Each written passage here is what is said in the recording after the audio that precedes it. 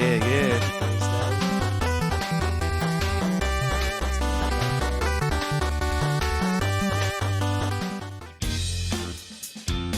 All right. This is going to be funny. Oh, crap. I already stopped the intro. Whatever. I screwed up the intro on this one today, and that's okay. So Ryan's over there in the... where you at, Ryan? Hey everyone, Can you see him? welcome to the Hangout. I think I can see me. I can see me on the on mine. Yeah, so if you can see us, let us know in the chat what I'm trying to do. I see dancing stealth mouse. There you go. Ryan, you let us know what's going on with the stream. I have a all right, let's see here. I think I got it. All by myself out here. Adam is just some like disparate voice in the distance. He's there. All right, I'm back. We had a little glitch. Oh, but I got no. it all figured out. So we're all good. Hey, welcome to the stream tonight. Cheers, Ryan. Cheers. Another hangout with Adam and Ryan. We are getting prepped for a 24-hour stream. So we're out here tonight, and if you can see us, if you can hear us, this is good news. You know what's nice about this setup too is it's like standing desk height. Yeah. Like you can either sit or you can stand, and both like at a comfortable height for this, which will be good for the 24-hour stream because I'm gonna need to be like on Be my feet a mobile? little bit. Yeah. Wait, myself up. But did we see chat on here? Was chat out there? It Chat. doesn't know. I've been having to look at it on my phone. We need some chat. Oh wait, hold on. Let me see if I have some settings over here. We should have chat out here. I would have expected some chat. Did somebody say something? Here, well, I'll put something in. All by himself. Okay, we're gonna do a test. No, we saw it. There it is. Hey, There we go. Tri-Enemy's there. So he is. I'm here. some some very meta Yeah. pieces to this little game we're doing today. No, this is good. We got a new setup we learned from last year. It's something that we're gonna be leveraging. Yeah. Well. Do you want to talk about it or do you want to do that as its own little segment, or do you want to? We can do whatever. Why not? We can talk about it out here for a bit and then do some planning a little bit later. I think that'd be great for it later. Yeah. So what Adam's talking about, if you don't know, we do the Extra Life 24-hour stream. We did it last year. Was our inaugural year. We hoped. What did we set our thing for? I think we set it to $500. Yeah. And then we upped it to $1,000 at some point, and we ended up making like $1,200, which is amazing. And it was super fun. We were freaking slapping each other in the face. Oh, God. And like of all the people that I talk to about the show, the slapping of the face is the thing that comes up as like anyone who watched it from my work and stuff. Like when I was saying, they were like, "Oh, is it coming up?"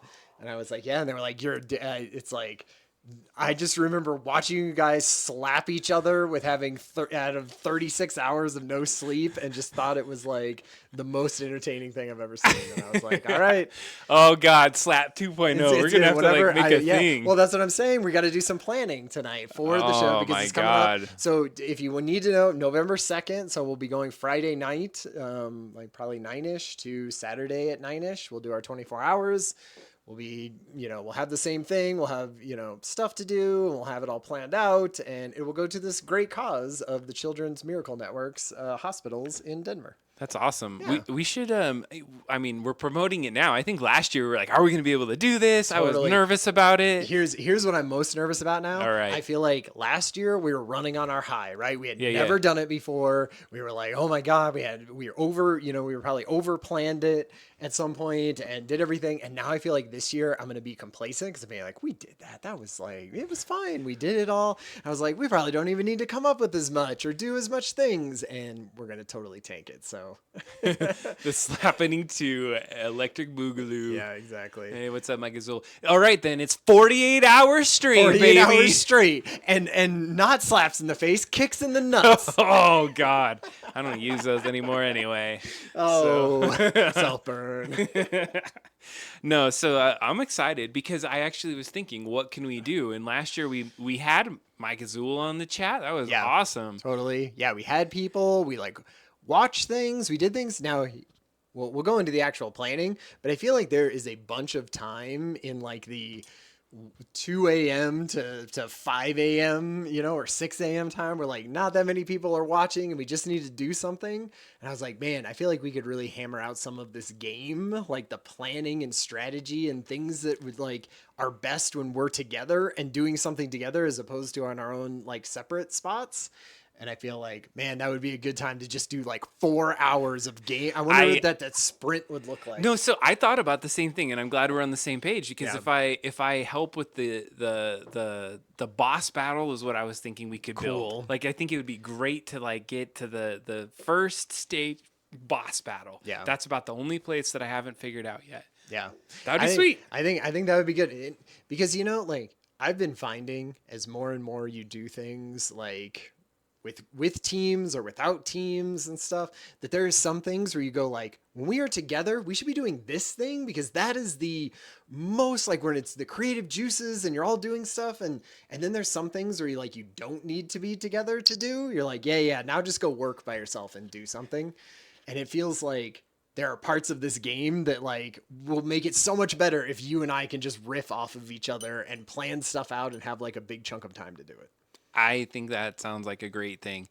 I think Hey Higgs, yep, we're at the bar tonight. We're at the bar for a bit. We're gonna probably be headed over in the other room for a minute, but we're testing it out, right? Yeah, exactly. How's the audio on this? We need some feedback, chat. We're having to hold this. Oh, thank you. Hey, Legend Zeus TTV, what is up? Welcome to the show tonight. Legend. Hey. So what else? Hey, Disturbed. We got a few folks hanging. Yeah. Hey, Disturbed.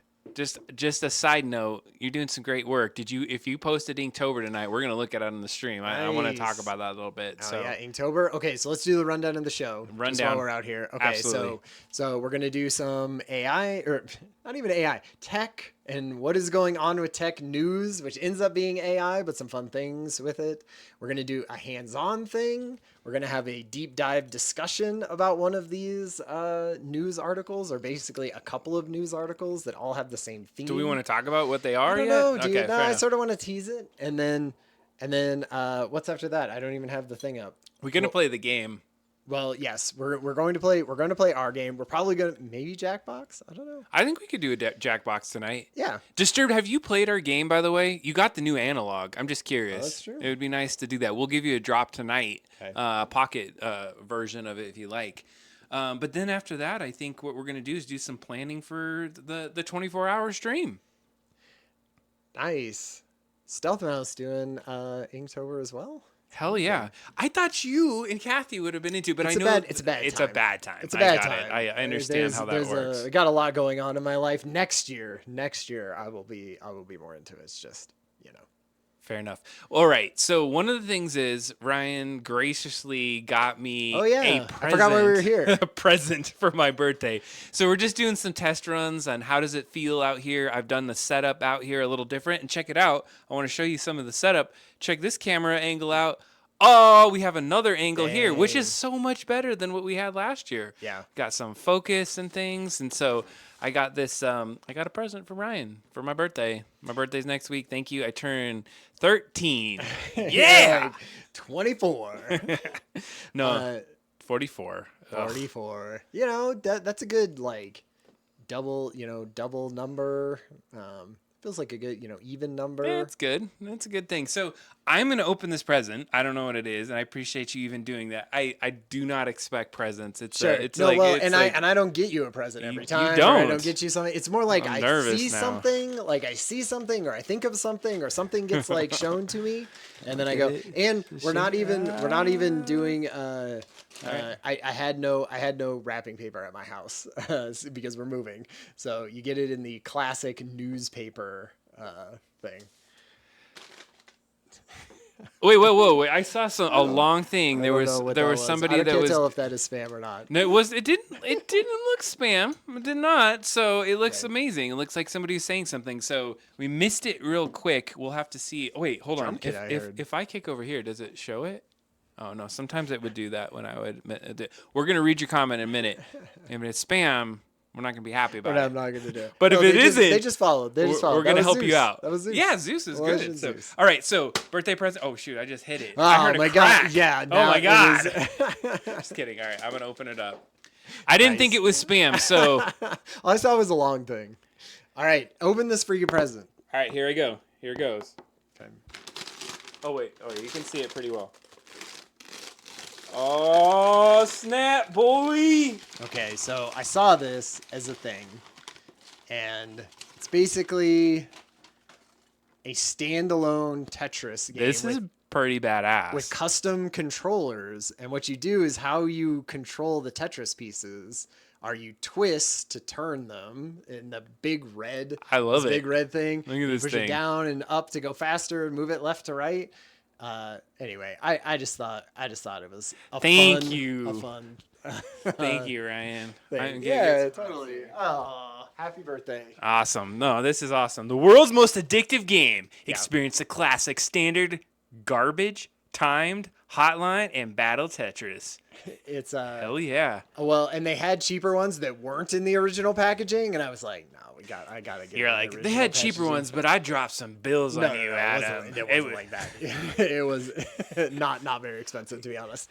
But like, I also don't know how you would actually play this because you have to plug it into. You're talking to Adam here. I know. I Well, could plug this into our stream kit Yeah, tonight, you're like, and tonight play it. and I play am it. serious. I'm that legitly hooked. That was why I didn't have an issue. I was like, if this was at my house, I would be like, what am I even gonna plug like old school yellow and white AV cables into? But I knew Adam would have the old school tech conversion. to make it happen. No, this is awesome. We got Tetris, y'all. So you know that. We'll have to maybe that's a maybe we can play that. Good on look. the There is a 24-hour. CRT right here. It's original. That's not a CRT.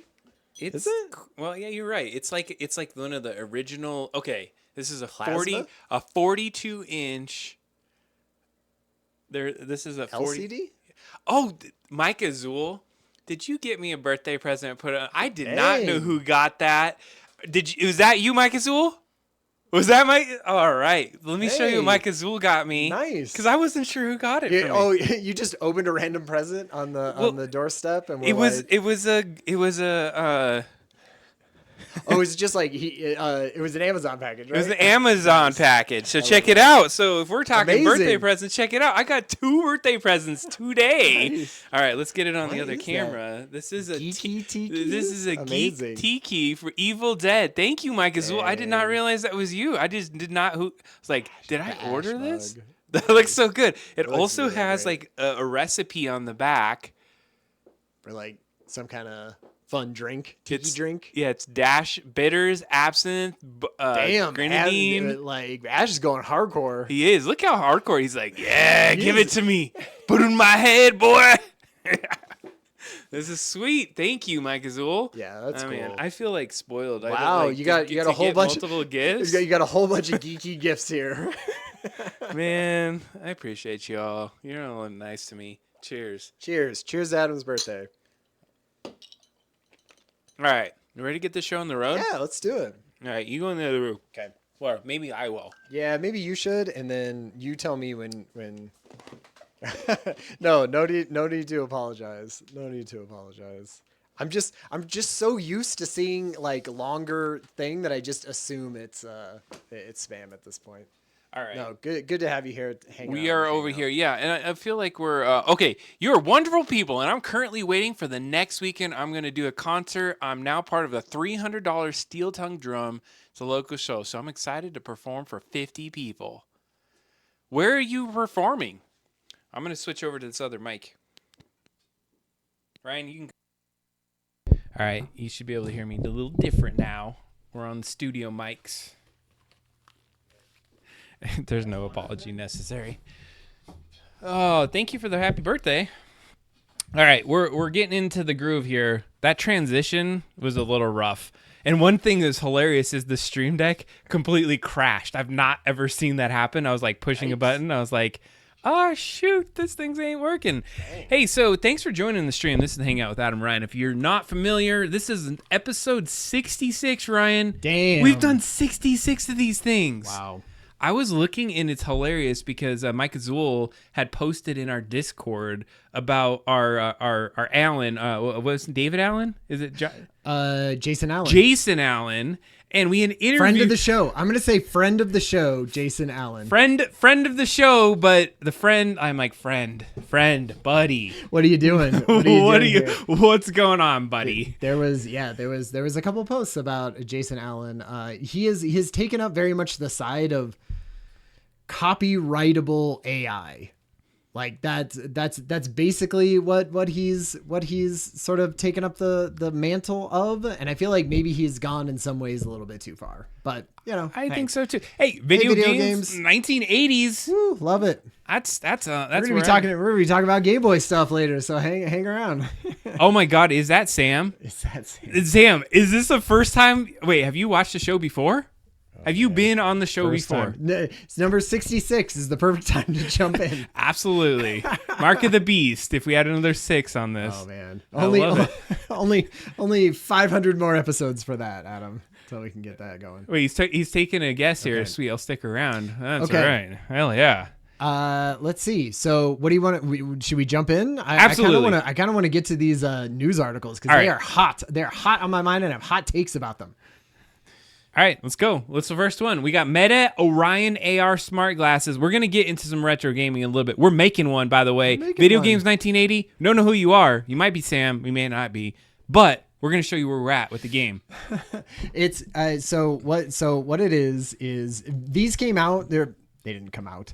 They premiered at like a Meta event, and they were, kind of think of like Google Glass, the next big thing in Google Glass, right? And so Mark Zuckerberg came and wore them out onto the stage, and man, they are some thick, chonky like glasses there. But couple neat things I thought, like 72 degrees is what you get for like this AR stuff, because they're AR glasses, right? They're augmented reality glasses. You're using it sort of like Apple's Vision Pro, right? Like you're dealing with different, Windows screens and videos playing in front of your face, and you use the wristband to kind of use your hands to do things, and then you carry this little disc in your pocket, and that's what does the computing on it. Okay. And so it Bluetooths to that, and so it takes some of the thing off. They still look like the most like Halloween looking freaking plastic glasses. They are not. They're just like. Do you know how much that costs to make those? Yes. I know how much they were. Well, they were saying this isn't coming out soon. This is not a like device that you're going to buy off the shelves anytime soon from Meta. Like these cost they couldn't get it for less than $10,000 a set. That's what I had heard. It's $10,000, and like, it's not even sellable. No. They're not planning on it because they were like, we can't get it less than $10,000, and who the hell is going to buy that, right? But I feel like it's a cool direction. Like I love the idea of AR versus VR. I feel like VR is stupid. They have tried it for billions of dollars and for almost a decade now, and they just have not figured out VR. And so I really think AR is going to be the thing. And these are slightly closer to that. Not there yet, but I mean, so it's a hell of a lot better. They're big and chunky, and actually, I kind of like it. But totally. No, I watch. But watch hey, the video I mean, it's like. But if that's your style, like I could see it totally being a style. Like I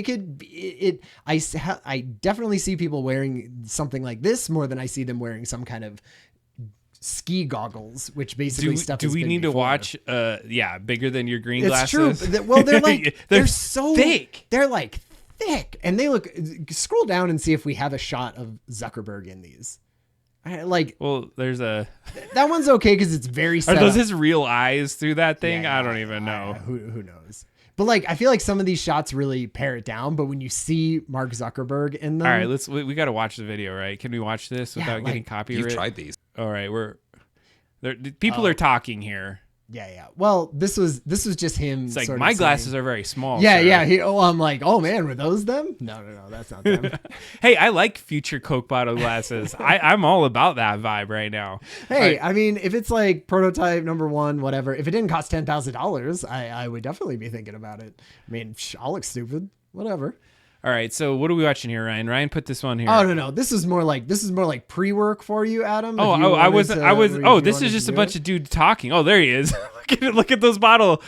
It looks a little weird, but okay. So here's the deal. I love this shot. First of all, those are cameras in the sides, I suspect, Yeah, right? well, it's got to track your hands. Tracks and stuff. everything, right? It tracks everything. They're like, how can we get more data to train our AI? Totally. Let's make some sweet glasses and give them to everyone and make them so they can't opt out of it. And scan every home and do everything and get 3D models of everything that has And ever let's been remake arrived. Pong. Yeah. 'Cause that's gonna be awesome. $10,000. I hope you like Pong on the table. Oh, I mean, this is just how it's gonna go. Like, you got to just go back to where every computer started, replay that lesson in VR. But you know what? Like, if you listen to this guy, like, he's into it. You know, he's like, it's better than any of the other AR stuff that is out there right now because of that field Oh, of God, we vision don't need to watch is this. like 72. We can cut away from that. Oh, don't we need did. anymore. That lady was like, "Wait a second, your glasses, dude, are so small,"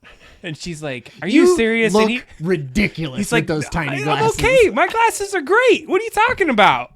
Come on. These things I bought at freaking Lens Crafters last week. You cannot get down to my glasses. I wish he was going back and forth a little bit so we could just do the voiceover and I would do her, but whatever. Yeah. Anyway. All right. Anyway, I just think those are fun. Like, I think that is the future of stuff. It's just we're not there yet. Let's switch over to the next one. All right. Next article. Next. Okay. thing. Well, just give us a rundown of what are we I looking don't at next. remember at all. Oh my I God. I thought there was supposed to be a run of the show here, producer. I'm sorry. I am What's slacking. his phone? What's his phone here for then? Why are there 50 screens Why are there and 20 50 screens and I have cameras no in this? information? All right. OpenAI, advanced voice in Google's Oh, yeah. notebook. Okay. Tell me about it. This is the deep dive. So I would love to hear if you have heard of this or been playing with this. So in the last 2 weeks, a couple big things. Basically, the theme of the last 2 weeks, from my opinion, is AI, large language models going from typing stuff out to talking to them. And it came out in like 3 different product basically releases or talkabouts this last couple of weeks. One is OpenAI. It did their advanced audio or something like that. Advanced audio, I think is what it's called. Only on the app, right? We could play with it. If I we could do wanted that. We to. can throw it on Like, this back thing. I I'd love gonna to say, show it. Like, you know what I think would be fun? What if we had a conversation about something and the AI was the third chair? Like, they were the guest. And we would just say, like, when I ask you to respond and say, what do you think, AI? Like, that's when it will respond. I think we should try that at some point. Heck yeah. So I've been playing with that. I don't know if you've been playing with it at all. Hell, dude, it came out a long time ago. I've had this forever. I was like, whatever. I get to pick a new voice now. No, it's the advanced. Like, have you played? So only the advanced ones came out in the last week. They sort of slow roll 100%. launched it. Like, I got it. of It's a that new one. It's a new rollout. Yes, I did get that. So that one has been fun. I've been playing with it. I definitely have some issues with some of it, but I think it was, we used it for a couple things in our life and it was pretty neat. So then, have you seen the? We got pre-roll on right now for ads, by the way. So you're not paying for us. You're watching some crazy car commercial. Oh man. Well, it's like you can see us do our little dance up in the corner is usually right what back. happens. Okay. Maybe. Maybe. I'll just introduce it. There was just a couple other things that really, I don't know, that just still had the audio and recording and voices side of it. And one of those things was the Google Google Notebook LM. Okay. Have you messed with that at all? So what this is it's Google sort of saying like, hey, you want to build your own GPT, just like in ChatGPT, right? You can build your own GPT. You give it a bunch of information and it uses that information along with its large language model to do things, right? And so what a notebook LM is basically saying, do that same thing. Take all of your notes that you do, articles that you have about a subject, sort of like a project that you're working on, add all this stuff to it. And then you can ask it questions and it'll know some of those things, right? And what it's doing is it's saving all of those things that you're uploading to like its working memory. So it's not training the model on any of it. It's just basically as if you had copied and pasted all of the transcripts and all of the stuff to it into the text box that you were writing in. But because the text box can handle 10 books or something like that. I can't remember, 40 books or something worth of material. Just whatever you upload stays in that text box and then you're writing on top of it. So it's sort of better in that way. But the neat thing about it is whatever you upload, whatever you write into there, there's just a button on the side that says make podcast. Oh God, this is the podcast. And all you do, no matter what you upload or what you do, and you can't set any parameters for it. You can't say, I want the podcast to be this length, or I want the podcast to be about this specific part of this. It's just podcast button. And it just makes a podcast of indeterminate length, probably between 5 and 15 minutes is what I've seen. And it just makes it about whatever you have done. And that's what you posted like a little bit ago, right? So what I did is I took our transcript from the last episode that we did, and I just, whatever raw Google transcript was that it had created, and I downloaded that as a VTT, and I uploaded the VTT to like Google Notebook, and then went, podcast, Hey everyone, please. ready to dive into game development. Oh, This wait. is it. So we're unpacking a conversation between Ryan, he's a game developer, Yeah, and his of friend course. Adam, who's really into tech. You know, I'm just into working on a tech, game whatever. board. like a loser like that. Yeah, it's really interesting to see how they're using AI in this whole process. Because they even debate at one point if AI is going to, like, I don't know, be good or bad for their jobs. You I know? was like, is it a tool or is it going to like get rid of us all? All right, first of all, I just got to pause. Like when I heard that, I was like, man, even the inflections and the ways they pause, and then like it was entertaining. I listened to the whole thing, and I was like, I was thoroughly entertained by that. And I would say that I have done it for multiple other things. Like I have taken articles and just said about it. I've taken websites and been like, just give me a 5-minute podcast, on this website, like, and tell me what they're about and what they do and things like that. Or,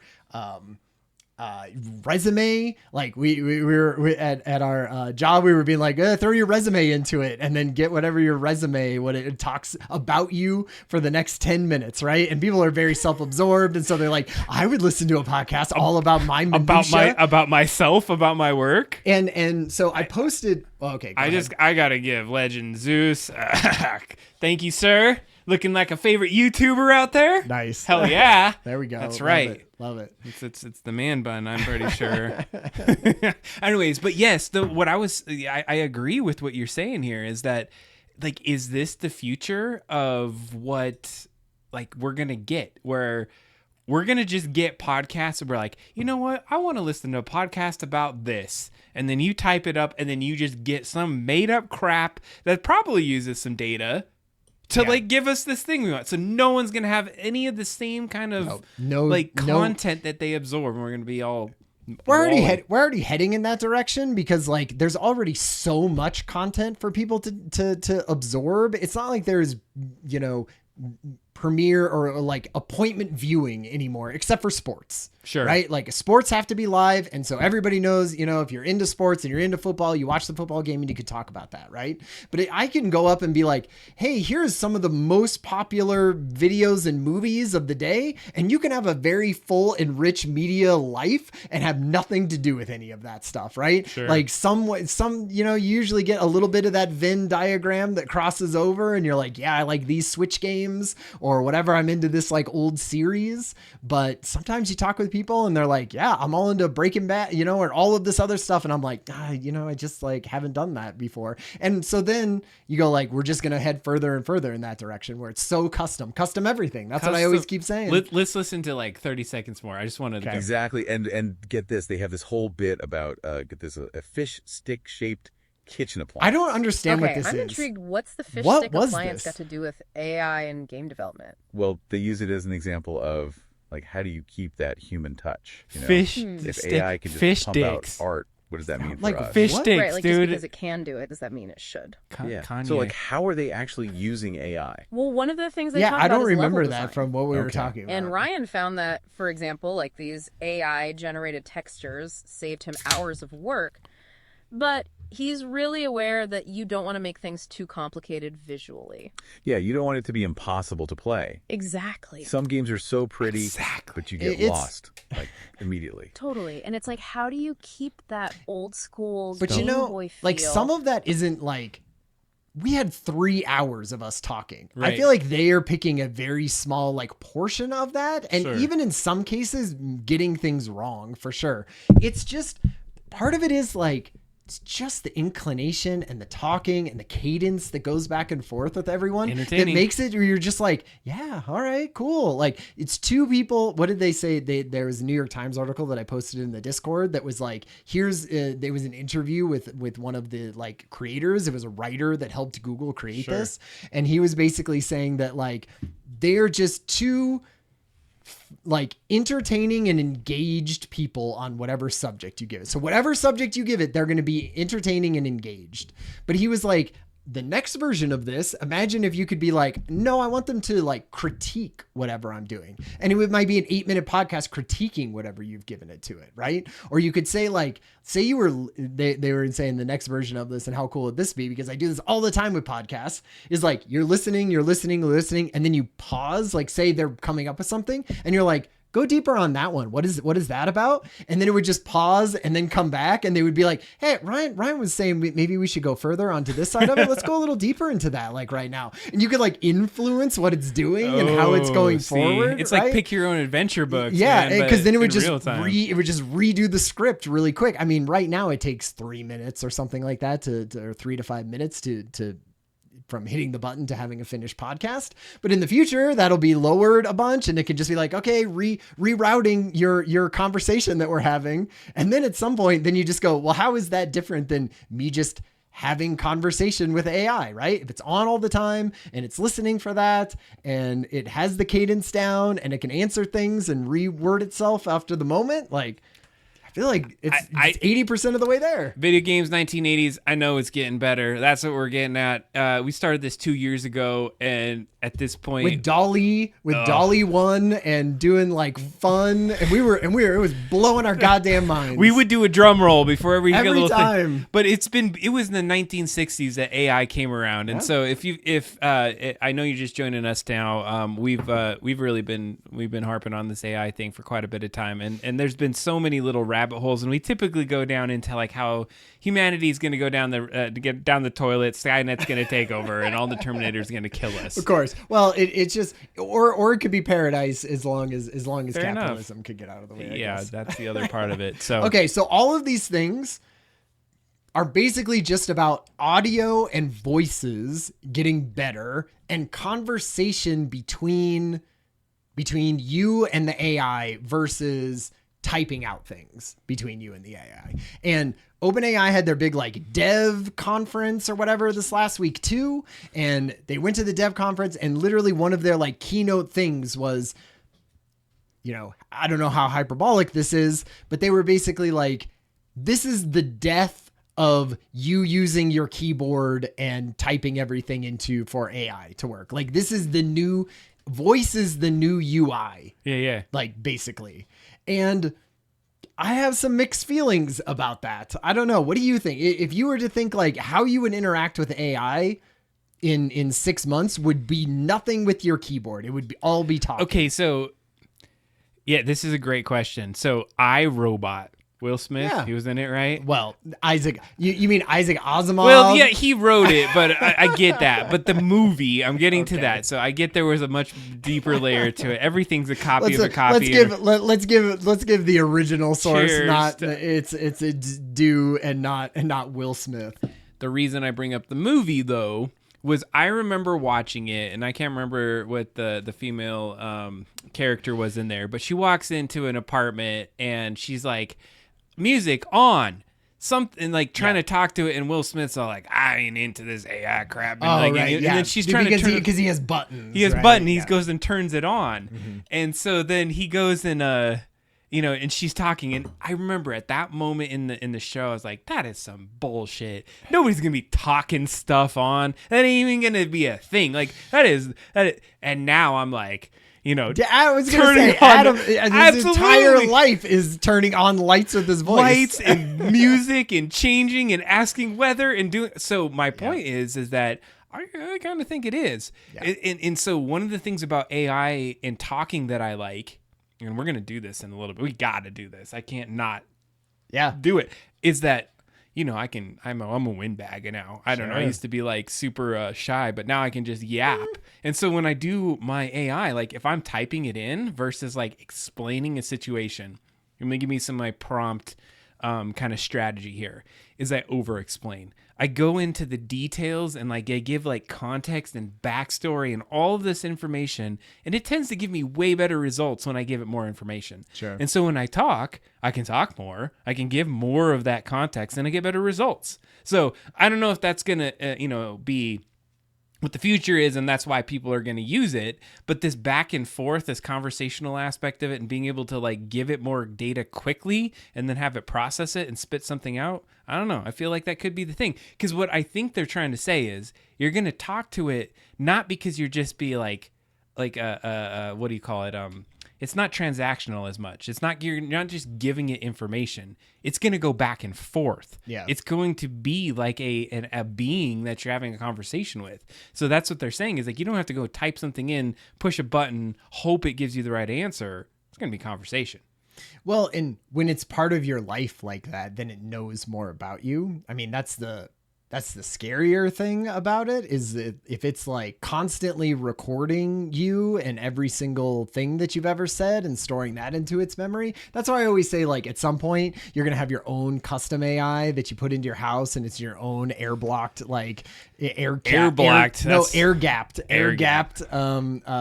computer, and it just has nothing to do with the outside, and it just protects you, and it's your little thing, and you spend as much as on your mortgage as I get the feeling though that not a lot of people want that to happen. OpenAI is spending billions of dollars out there right now and not making money off of it because they need your data. They don't care. They don't care about making money. They just need to keep people happy enough until they get to AGI, because everyone just wants, it's just a race to AGI. Is that what it is? And then whoever gets there first gets to slam the door on everybody else who's behind them. You said this before. I think it's pretty much just some tech bros having a fight. Elon and Sam Altman here are trying to like, well, they have too much money. Richest? They have too much money to begin with. Since we're talking about this, I know we want to talk about Pika. Should we just let's do this? Like, what should I talk about with this AI? Oh, okay, yeah. You want to do it now? Okay, yeah. So I think what we should do is we should plug in ChatGPT's advanced audio, and we should use it as like a third person. Right. I've never done this before, but I'm hoping. So here's one of the issues. As a third person? Well, like as just another person in the conversation, right? The problem I've had with you ready for me to do this? No, because I want to talk about it for just one more second. Oh, Ryan, let's talk. Well, okay. I'm just saying, let me see if this is an issue for you, because I feel like what happens is I talk to it, and if I pause for like the briefest fucking second, sorry, there's our one F word. We're still uselessly PG-13. thrown away. But like if I stop for 1 second, it jumps in and it says, "Oh, like let me do it," and I'm like, there are times in speech where I need to pause to think about what I'm saying next.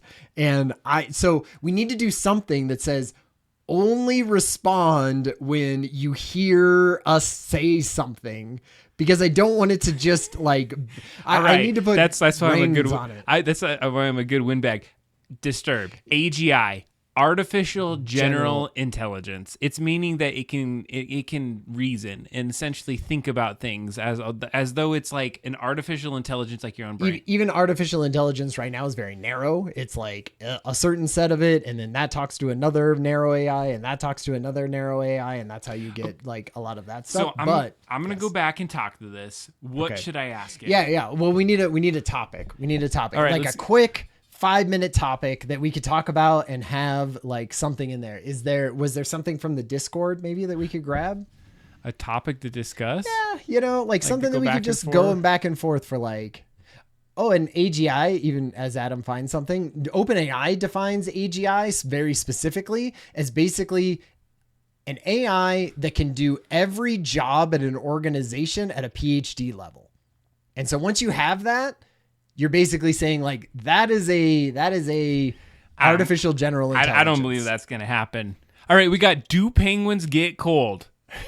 All right, we going with it. We're gonna have a conversation with that. So give me a little bit more. Like, do penguins get cold? Because I want to like yap for a second and see how much I can get. I feel like I could talk for 5 minutes on do penguins get cold. All right, so we're gonna go for it. Their feet. Do their feet get cold? Okay, I'm gonna pull it up on the screen back here and go.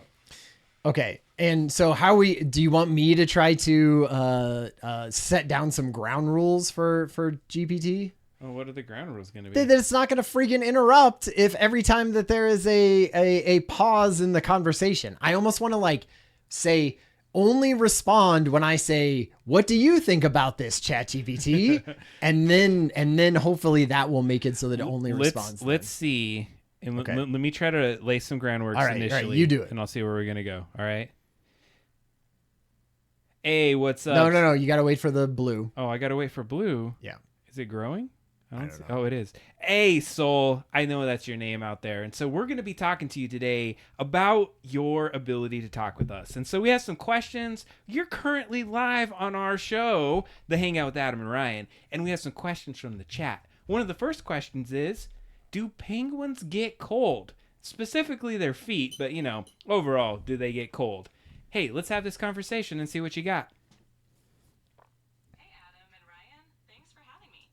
So, penguins are pretty well adapted to the cold, even their feet. They have a special circulatory system in their legs that minimizes heat loss. Basically, warm blood flowing to their feet warms up the cold blood returning to their body, keeping their feet just above freezing without losing too much heat. Pretty cool, right? Or warm, in this case. The thing that I don't understand about bird feet, because I get that about she can't hear you, right? And so she said, "What?" So he can't Oh, hear I about. see. Yeah. So Ryan, Okay. you can hear yourself in your ears here, but That's fine. I got to be the yapper about this. So if you're hearing me, Soul, right now, that's Soul's name, by the way. What? That's the name of this thing. Hey, Soul, can you tell me how you got your name? Actually, that's a good question. Sure thing, Adam. Well, the name Soul has a nice ring to it, doesn't it? It's reminiscent of the sun, symbolizing warmth, energy, and light, qualities that fit well with the idea of a helpful, enlightening companion.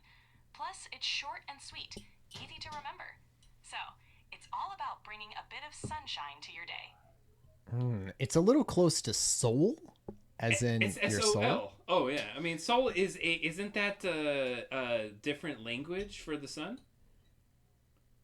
Yup, Soul is indeed the word for sun in Spanish, Portuguese, and a few other languages. It's got that bright, sunny vibe, which makes it a fitting name for a friendly AI like me.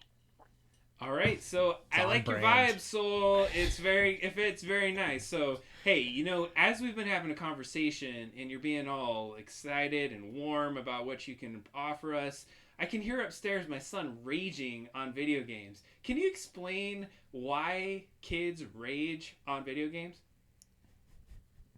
Ah, the classic video game rage. Well, gaming can be pretty intense, right? Kids often get super immersed in these games, and when things don't go Try to their interrupt way, it. can lead to frustration. It's kind of like when you're really invested. All right. in a movie I or- got you. We were just trying interruption to see if we could kind of cut you off, and it seemed to work. So, hey, thanks for that explanation, but let's continue our conversation. Hey, you're live right now. People are looking at you and be like, oh my goodness, you are the next big thing. Ooh. Give us some questions that we might be able to ask to you again, I guess. Ryan's going to give me some information that I could ask. I could start yapping all day. You're just like keeping it. Ask it about day 3 of Inktober. Ooh, that's a good Well, one. Hey, okay, so here's the thing. You're like, never mind that other We're shit. pivoting this conversation. It is October. October 3rd, to be exact. And in October, there is a thing called Inktober. And so in 2024, are you familiar with what Inktober is? You're giving me too much info. Absolutely. Inktober is a yearly challenge that happens every October, where artists from all around the world create an ink drawing every day of Ask the what day month. 3. Interrupt and There's say a day list 3. of daily prompts to inspire the drawings, and it's a fantastic way for artists to improve their skills and share their work with the community. All right, It's so, all okay.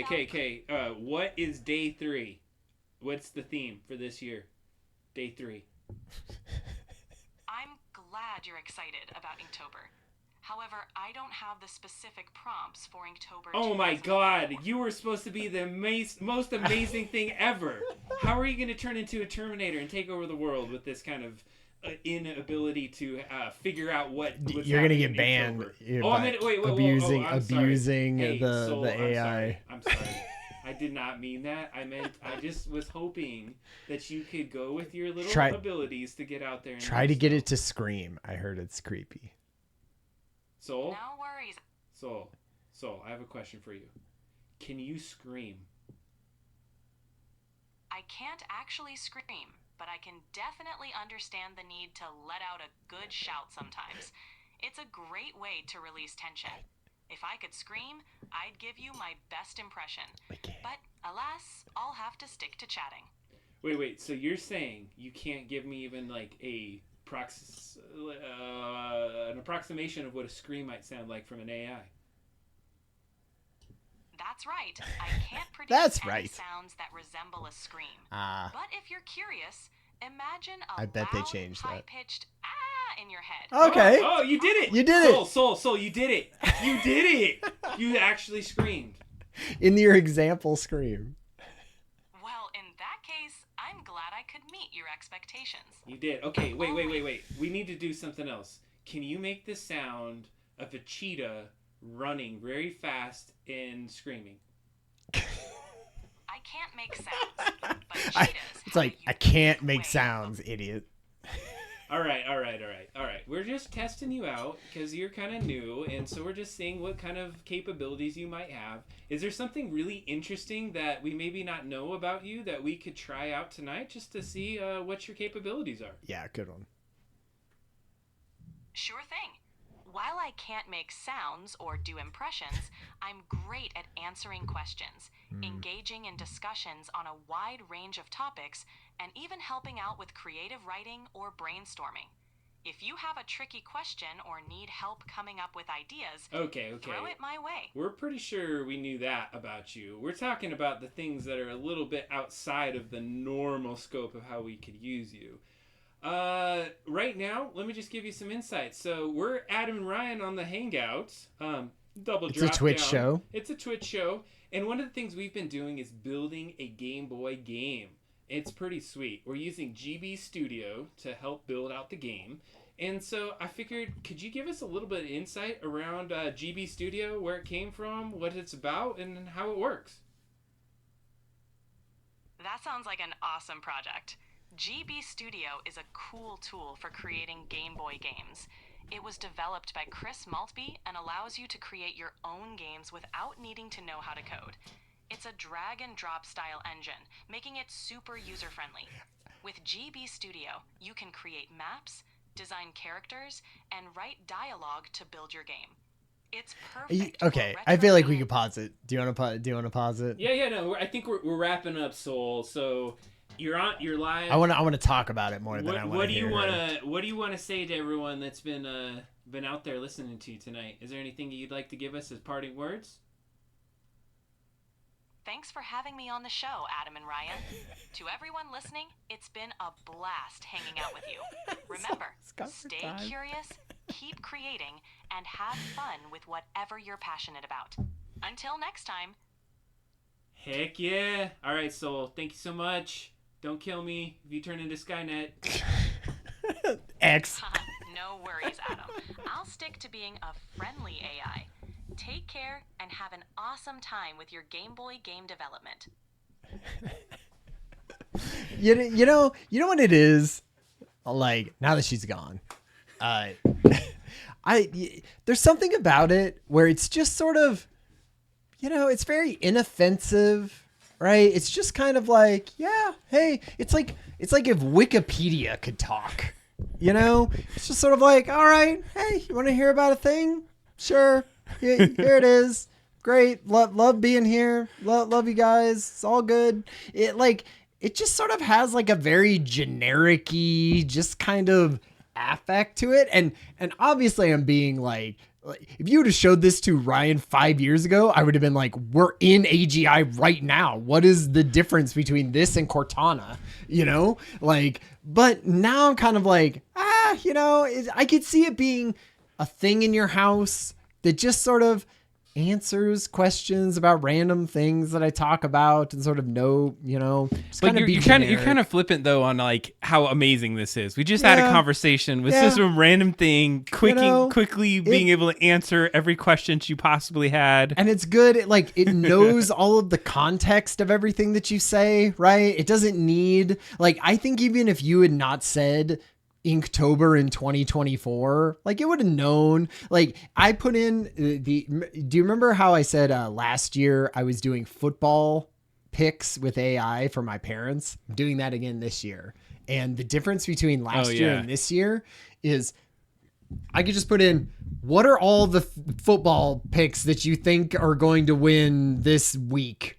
And it just goes blah, blah, blah. Here they are. Here's the ones. Here's their sort of odds. Here's a whole list of it. Or I had to put them in individually last year. And I had to sometimes it would tell me it's, not ethical for me to give you things like that. And I would just be like, nah, yeah, but do it. And then be like, okay, or it would just give it to me half the time and then not half the time say it was ethical, or not know what the games were or pick the wrong teams. It is so much better of just understanding and us. to Mike Azul's point, talking with Siri is awful. And same thing with Google. Right. I get so frustrated with Google now. I'm talking to it. I'm like, no, dude, I'm sorry. I didn't understand what you just said. You're like, oh, we are light years ahead of that. It feels like. At I this point know. with I'm these- like, why with is this these not things. integrated in everything? It probably is. The very last thing before we move on to this next one is the last part of this triad of talking to computers is Microsoft put out their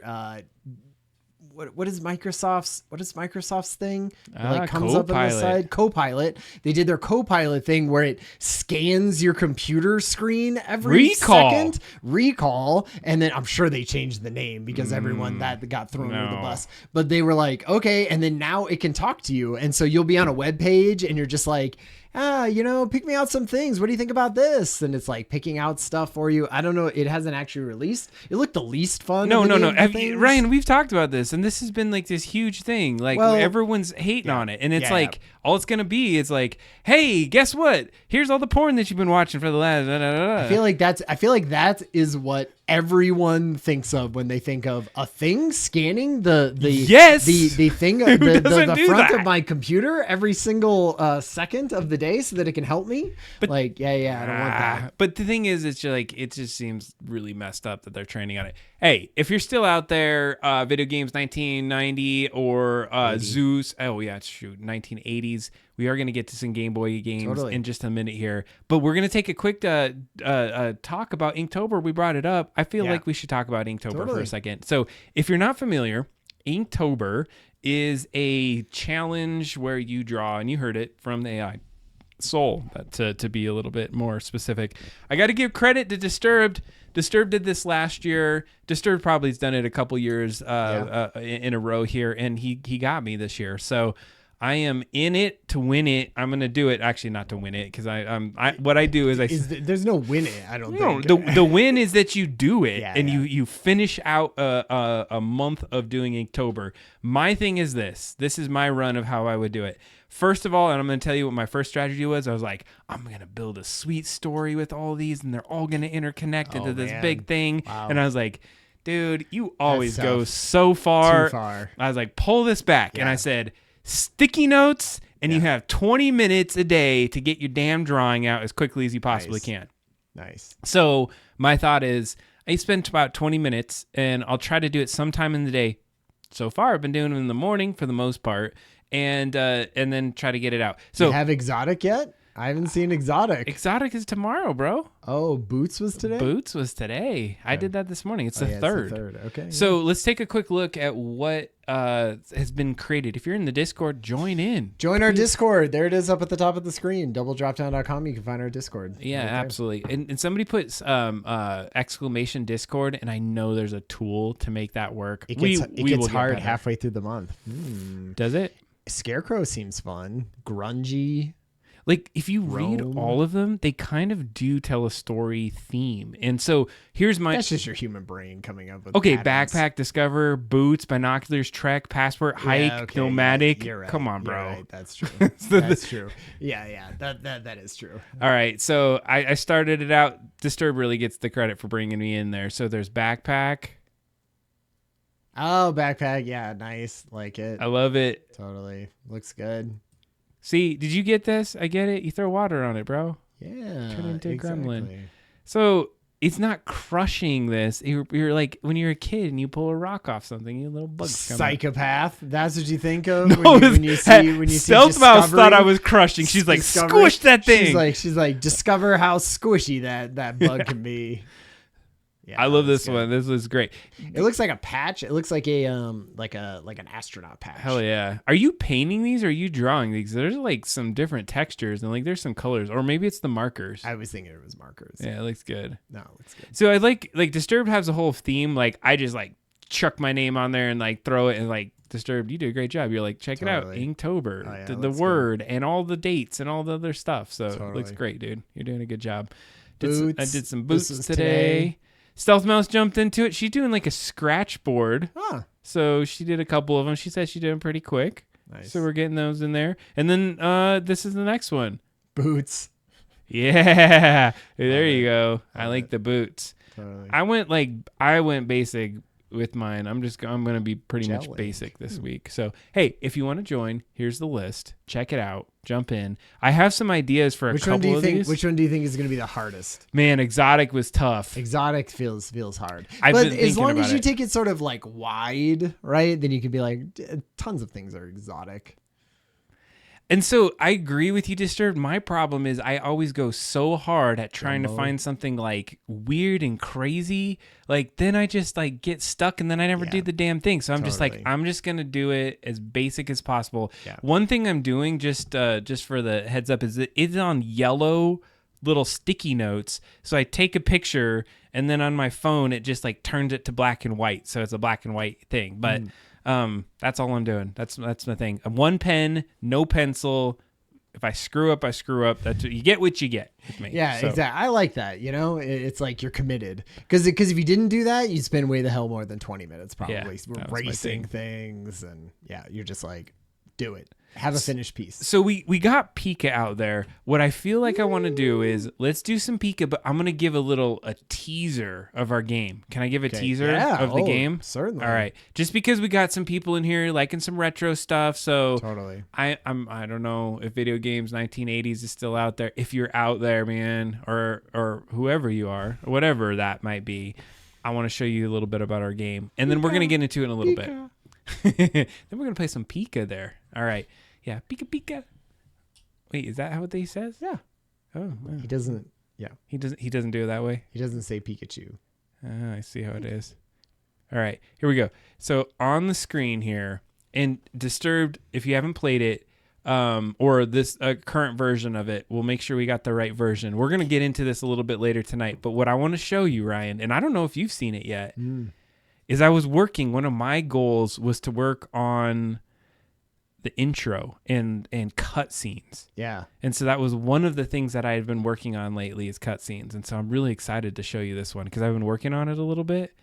And I'm going to have to like quickly pull it over to this other screen. Damn, it's taking forever. It should like take 2 seconds to do it because I already Load? I already loaded it before. So if you're Oh, not familiar I with see. GB Studio, It's like you have to run the program. you run the right? program. And then There's you can play it. There's like a whole thing that's not even showing right here because I didn't turn it's building, but there's a debugger, there's a log that like shows this thing building out. I showed this to a couple people so far as the intro. Have you seen the intro? I have seen the intro. Wait, when did you see it last? Whenever you posted it to Discord. Okay, so you haven't seen this intro. Ah, nice. So I mean, it's similar. Stupid thing's gonna take forever. I mean, Apparently. quite Piece literally. of crap computer. Does it matter the computer speed that you have? Like, No. if you have a better computer, does it just like compile faster? Oh, wait, oh, here we go. Here it is. Okay. Oh man, He flies across, little alien in there, little rat. Nice. All right, Oh, all right. Yeah, yeah. There it is. Now here's the new thing. All right. and I wish I could like. Oh wait, I wonder if this would work. Hold on a second. Did you design this, or Yes. was this a ChatGPT So, or like? I designed probably about 50% of this, and then I used a bunch of the stuff that you had. That's your skull, and then I used You're like, where did you get, like the windows and the just doors? drawing the You're just lines. drawing those things? I will show you my tactics on Yeah, this because I great. have a great way to do Totally. it. There's a new pen that like spray paints like pixels on there, and I was like, oh my god, this is the new thing. But then what you have to do is then like duplicate a bunch of stuff. So I took a drawing, like an actual drawing, put it into the machine, and then you can pixelate that drawing. I see. And so you get kind of like I would a love version to, I of would it. love to see that because you know what, like I feel like these cutscenes, because you don't need to run around in them and there doesn't need to be a whole entire level that only has a certain amount of pixels, right? Like you can get more granular like that with this, Yes. and so then it'll be more fun. We'll think about what 30 different cutscenes do we need for the entire game, basically. So what I wanted to, I think that's absolutely where it is. This is 384 unique pixels. Oh, so that is the exact amount that you can have. So I got the moon. So that is a thing. You kind of see it looks like an alien there, but see how it tells a story. Like there's something the alien, there's a rat. Now you're at Skull Bob's. What I'm trying to tell is the story of you're getting to this bar, and this is my new favorite thing. It's so stupid, but it's kind of cool. So you get to the Skull Bob's front, and you're like, okay, you're at Skull Bob's. What would be the next thing? Like you start the game, right? yeah. So when you start the game, turn on the lights to the bar. Oh, nice. So you're like, I all like right, that. you ready to jump in? Totally. Let's I love do that. I And then love you that. jump into the bar, and then you're in the bar. Nice. So I'm trying to be pretty Yeah, let's totally. tie all the I pieces love together and make it like feel pretty good in the vibes. I'm gonna have you play this version in just a little bit. I just wanted to tease it just so Yeah. that everyone can take a quick peek at it. So No, that's great. I'm excited. Great job. So with that, let's do a little bit of Pika, and then we'll get into some of the next steps, right? So Pika, give us a rundown what the hell Pika's about. Well, man, the other thing that it feels like came out in the last 2 weeks in creative stuff that I'm interested in is this like text to video and image to video and things like that. Like I posted some stuff in the Discord. We should watch some of that. We should just have that playing in the background real quick. I don't think that's Pika. I think that might be Runway. Wait, it says Pika right here. No. Like I posted a thing in the Discord that was Will Smith doing things, right? I see what you're saying. So a bunch of the stuff has been going around, these GIFs, and it's almost like people are trying to get celebrities into there, have it create things around them. Like Gordon Ramsay is a big one. Will Smith is a big one because we had him eating spaghetti. If you remember this from like a year ago, there was these horrible text to video things of Will Smith eating spaghetti. And so this is keep my wife so you would definitely don't have to listen to the music. I But want to vibe on this. I mean, for like a year, like I feel like it looks pretty much like Will Smith, right? Like, yeah, it's a little weird, obviously, but like I love how feel like this it's gotten a lot has better. become a meme. Oh my god. Spaghetti Smith, bro. Yep. And that's AI generated music, right? It's gotta be. I don't know. Oh, that's him. There's definitely some weird AI-ness still in it. It's pretty damn good. It the looks like a Reddit- music video. The Reddit channel AI video is a great like spot to see ridiculous things like this all the time. Yeah, I like how that like meatball popped or whatever the hell that was. That was great. It's pretty good. From terrible eating spaghetti to Spaghetti Smith. All right, what do you think, y'all? That was terrible. that was creepy. So the thing that we're gonna play with today is Pika, which we have talked about on the show Let's before. just do it. Let's get into it. And what they've done, I mean, this is all text to video, right? Which Should I is watch which some is of these? fun. You could, but so part there's of it is music to it. yeah. Well, so part of it is they have these Pika effects. It's really loud. Yeah, it's very loud. Okay. So they have Pika effects. And so if you go down to the bottom here and click on Pika effect, All right. then we're going to upload something, I guess. Like, so what do you want it to do? Do you want it to squish it? Do you want it to crush it like we had done before? Do you want it to cake it?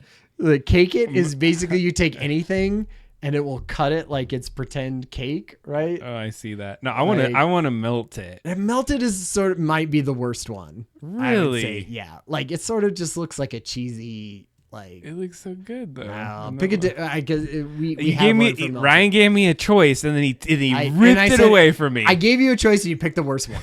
So classic. All But, right, fair enough. Because they make it look the coolest one. I gotta say guess. it. Okay, pick a different one. We're gonna squish it. Squish it. Okay, so now upload. So we need an image. Like, what do we want to squish? And what it needs to be is they say it has to be like something in the middle of the screen, right? Like a one object in sort of the middle of the screen. So we need, like, I was thinking, what if you had one of your like 3D prints or something that you took a picture of? Or I don't know if there's something like more interesting. All that is than on that. here is non-stream safe kind of details. Of course, it's all like pornography on Adam's computer, if nothing else. There is not one thing in this computer. Then look it up on the internet. The internet cannot give us these things. A single object. All my in a search screen. history is terrible things. No, actually, let me see if there's something in this bucket right here. And so, Ooh, is this one good? It's like a chicken. yeah, I perfect. think this would be perfect. Yeah, All right, I'm gonna do this one. okay. You can't see it yet. So I got a turkey here. A turkey, right? Like a Thanksgiving turkey. Can I just pull it here? Yeah. All right, we got a Thanksgiving turkey. And we're gonna squish it. It All right. might be too big. I don't know. How do I do it? Do I have Just to- push that.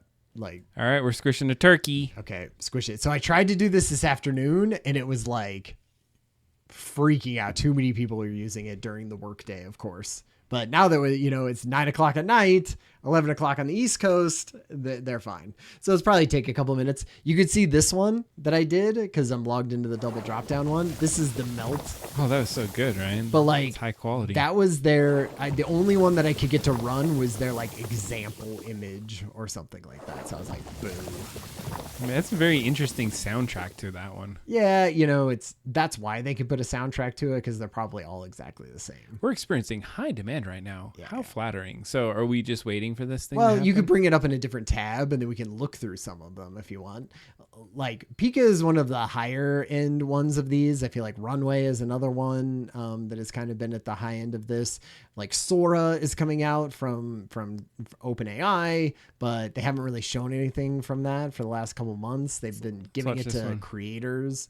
But yeah, I mean, so that's somebody put in a longboard races downhill on a winding mount. So maybe can we put in a describe your story one? Let's do a describe your story one where we do a text to video. You think it's going to help? Whoa, that chute just exploded. Yeah. That's the exploding one. Describe your story. Yeah. So what do we want to put? I feel like do something for Skull Bobs. Okay, so a young man Yeah. named Roby It was this where you're gonna because how many? I think you only get a certain amount of characters. is walking into his tavern called Skull Bob's. Is that good? Right? Or you want me to do something crazier? I mean, I don't think it's gonna care that his name is Roby, right? Like, is it? Do we want to describe Roby? Okay, a young man. Well, a young man with short black hair. Shaggy, short black hair, maybe. Okay. It's gonna put Shaggy in there. Unkempt, It's all good. I don't care about his hair that much. He's walking into a late tavern. 20s, slacker style outfit. I don't know. I don't know how much we need to put in. I'm there. running it. I'm running it. Okay, Oh crap! we'll see what he does. It's high demand. Yeah, we'll just come back to it.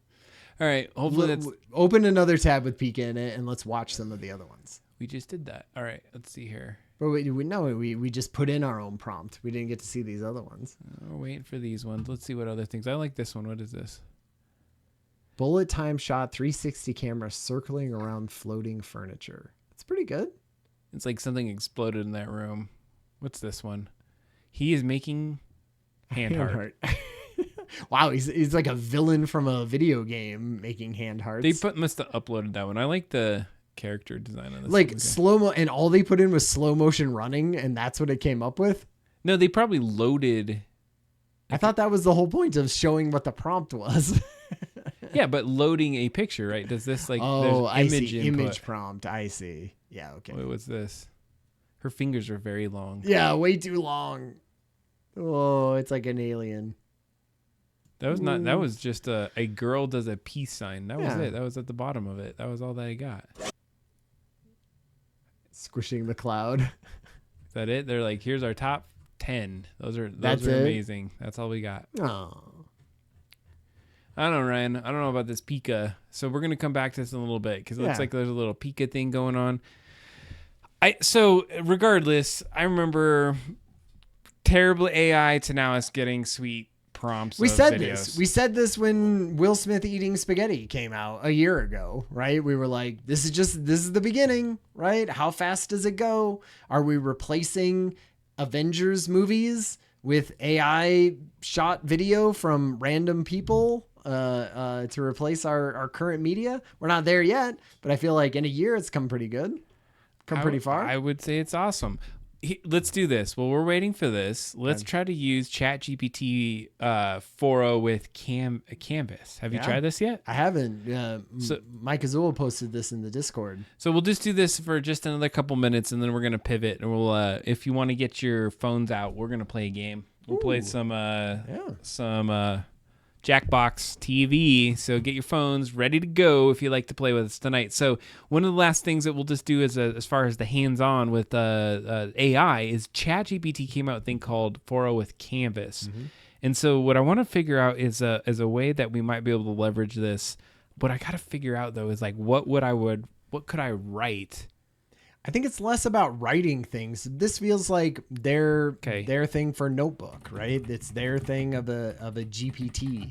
It's basically saying, here's an easier way for you to use this, not only to upload things and to have us like talk about it and have a conversation, but then edit things that we want to do. So I feel like if there was a Skull Bob's, a Game Boy game, Canvas, and we uploaded a bunch of things to it and what we were thinking, what the storyline would be, and it could come up with brainstorming and everything for it, and we could edit some of those things, and I mean that feels like a helpful tool. So what I'm doing, I don't think it's like that. oh yeah, it's all about code. Okay. So that's what we're saying, a mobile friendly game. Okay, so it's throwing out some details here. Yeah. I thought like all right, there's a code. 4.10 was more like complex things, but I don't know. Damn, that was so fast. Like real fast. I really want to see. Okay, just for the crap of it right now. Let's see. You're gonna compile all this code into a thing that had like 40 steps to get to that point. No. I know exactly what we need to do. Here's the thing. No, watch. So we're gonna do this on the fly real quick. So what we're gonna do is we're gonna create 3 files, and one's gonna be called index.html, and because I asked it to do this, and that's what it said. It was good for coding. So we'll do index.html, and then we're going to create another one called, I think it'll just put js.h. Oh, no. Script.js. Okay. And I have to take that text off the end of it. And then I'll put style. And we may have to change these names in a second here, but let's see here. New text style .css. Okay. All right, so that we should just have 3 files that we're going, and let's see what it said that we needed to do, because I should be able to tell it from the very first file. HTML. Oh, it doesn't even have the calls to it. You bastards. Okay, so recreate this. I'll say rewrite into 3 files. One called index.html. Another, let's say here, what did I call it? Script.js. And the last called, I misspelled the. It's not gonna care. It's gonna know exactly what the is. And style.css. It doesn't think less of you for typos. It doesn't. Oh, there we go. We got it. Yeah. All right. We got Canvas. That's what we needed it to do. So this is Canvas. Okay. So what it just did, and I was hoping that we could trigger this, is that it's starting. Okay, now what I got to figure out. Okay, so it throws off to the side the ability That's to create. the chat. This is the right? chat. But then, okay, this is sweet. So check this out. This is awesome for code development. So if I click on this one, I suspect that that is the HTML. Let me see what happens when I click on this one. No, it doesn't change that one. Okay, so first of all, it did exactly what I was hoping it to do. So let me see here. And then if you look in the code, so here's where it references the style and here's where it references the script. Okay. So if I look through the code, the last 3 things, yeah, basically live editing based on changes to prompt via chat. That's pretty sweet. Have you tried this yet, Mike Azul? I think that would be interesting. Okay, what it's doing is it's giving me the editor right here. This is what it's doing, and then this is what references it. So what I'm going to do, just for the heck of it, is I'm going to copy, first of all, I'm going to take these 3 files, and the first one is I got to edit with my little notepad. Notepad plus plus, right? Which is Of nice. course. So I'm going to drop in this first script that it gave me. That's the first thing that I'm going to do. Second thing is it already gives you the styles, so I'll copy that one. Let's throw in the styles, which is right. Oh, they called it styles, didn't they?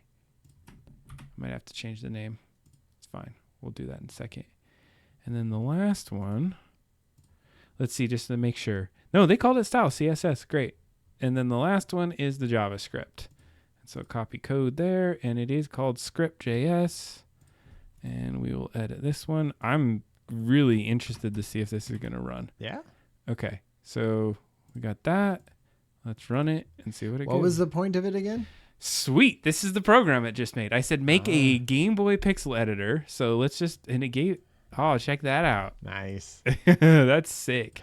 So you can then edit it. Let's see the eraser. Oh, he has a eraser tool. Clear. Oh, it doesn't. Nope. Clear doesn't work. Bucket doesn't work. Eraser worked though, and it has different colors. Look at that. That is so sick. Pretty good. Pretty good for 3 minutes of working on it. It took me about 5 hours to do the right, 'cause you first did an early version of this version one. of I this, did a yeah. version of this. That's why I knew it would kind of work.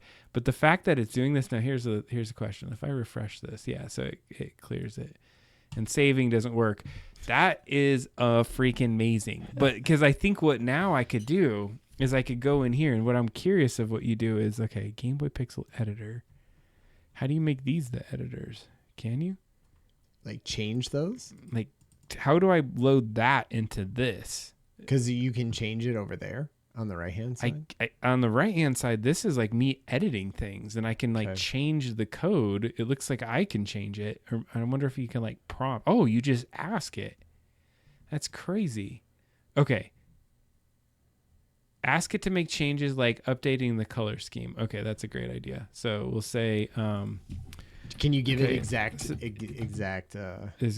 yeah, this is great. But the save function doesn't work. And I want it to save in local storage. Let's see if that works. Look at that. That's cool. It It's like it does work, sir. says, okay, updated As per my last email. while you integrate the save function in local storage in the JavaScript, let me know. Wait. I've updated the HTML so it remains unchanged. while you integrate the save function to local storage. You're like, you're like, I'm not integrating anything, madam. I need you to integrate the save function into the local storage through JavaScript. per my last prompt. Yeah. Per my last response. Okay, pixel editor script. Okay, so now it's dropping in the JavaScript. Check out the icon in the bottom right. Oh, there's an icon over. Oh, what the heck? Fix bugs, add logs. Oh my god. Add comments. That stupid other AI. Get out of the way, other AI. What is that one? Grammarly. Grammarly. Get out of here, Grammarly. I do that a lot. How do I close it? I don't want it. How can you turn the stupid Grammarly off? Okay, here we go. Yeah, usually you can say like, oh no. This is like their new citation tool, and then if I'm gonna turn it off, and it's gonna screw me, is what's gonna happen. All right, whatever. I'm not gonna deal with that right now. I'm gonna copy this. We can go back to our script file. I just want to make sure because it looks like the HTML is fine. And they put a lot more JavaScript in this version of it. Don't you think at some point it's going to be doing all of this in the background and all we'll be asking for is things and it's just going to show me this? Like, couldn't it just be showing me this? ClearWorks. Yeah, I'm sure it's going to get there at some point. But, I mean, it's pretty freaking amazing that you could do this. Okay, let's just try this one last thing. Would it save? Oh, yeah, that's a good question. Let's see here. I did ask it to save, huh? So if I refresh... No, but hit save. Okay, let's see what it does to save. Canvas saved. Okay, what does that mean? File. Oh, it does. So you refresh and it doesn't disappear. Nice. But you can't like save it to. Yeah. So we just ask it to do that. So you're like, okay. I want to save out a PNG of this. Let's ask it to do that. Okay. Make it so I can save a PNG file when hitting save. All right. I gotta spend like an afternoon with this and build some network leader stuff. Like, I love how it's like creating it. It's like, all right, fixing code. I love how it shows you how it does it too. All right. There we go. Let's see if it does that. We should make it say like, make a fart noise. Remember when we did that time? Yeah, it was that was great great. and it worked. And it did it. All right, last one. It just seems weird that you still have to like paste it into a thing and Because you have to like actually make it run on the device that you're doing it on. yeah. Like it's not running the program, But so to speak. it could do it in the browser, right? Like that's all it's doing when it brings this up. I guess so. Let's see here. Boom, baby. Love it. Save to desktop. Let's make sure it actually saves as a PNG, though, is the question. Oh my God, look at this. But it's not nice. actually at that pixel size. This is like a gazillion pixel size. So Right. it's like, Yeah. but it's sweet that you could just make a program like that. So we clear it, go here. Now we got a sweet pixel program. Put an A on there, save that little sucker. Got it. Gives it a pixel art thing. Pretty Yeah. Good. Pretty good. You were doubting it. I was doubting it. I didn't think it would. I didn't think it would get that far. I haven't used it at all for coding. I just don't live in that world. But it's cool to see it. It's cool to see it take 5 minutes and create this fun thing. Yeah, that was sweet. Damn it. It is still Well, building these things. We'll come I'm back glad to we it. got this little version of Yeah. it because like you could, so this took me, and so just to give you kind of some examples is if you go to doubledropdown.com, That's right. We still have your old one. I have a couple versions. Oh, we're live. Heck yeah. So I have this app section and when I created some apps and I spent probably a good amount of time, and this one saves. It does this. This is when I made the this the one's pizza. This one's more complex. This is than the actually other in one. our game, nonetheless. Yeah. But like, you can edit the toggle the edit mode on. You can reset. You can export. Listen to when you export. Listen. Nice. Yeah, that's how I go. Get that Mario coin. That was actually the start of the Nintendo screen when the Nintendo and the Game Boy comes Game down. Boy That's what comes that comes down. out. So what I think is cool about things like this was that it took me this back and forth, and I was like, no, do this, do that, do this. And now what we're getting with this is you get it on this right-hand side where I couldn't edit like this before, and I couldn't adjust it. Now, what they're saying is that you could add comments. I don't know what that means. Add logs. Oh, it's adding. Oh, so it's adding logging so that when you then run it, you can see what's going on if you're running a log on it. So you're like, where does it break? And you could fix bugs. I don't know what this was. What that said. Port something. It is amazing. This I'm going to use the crap out of this. And What little are you building? Little websites, like a lot, like little sort of apps, interactive like there's so many things? little apps that I want to build, and there's this one I've been trying to build, and now I feel like You could do it. this might get me to that next step because I know enough about all these. Yeah, I could read through exactly what the hell's happening right here. Like, and so the reason why I was going back and forth is I know these languages. It would just take me a lot longer to like figure it out. So it's basically like you're setting up a canvas and it's saying, hey, go get this thing, this element that's back over on your code. Oh, yeah, all that coding seems super tedious, to be honest. And so so here's the canvas. So it's real. It's like it's giving a relation. This is the HTML structure, and then this is like go. Mike get Azul, that. you are in that world though. Like you are building things like that. That's like you're doing that every day. But the thing is, you don't know how close you are to make like.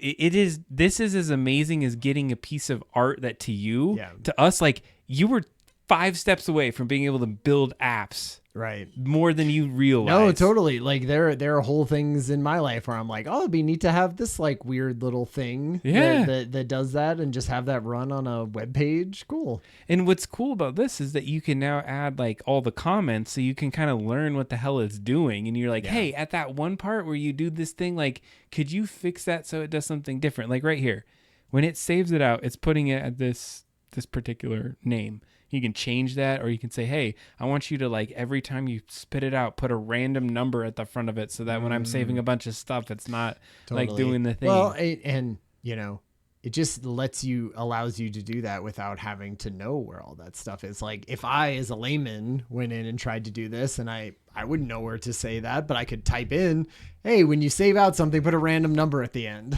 so I could tell them apart.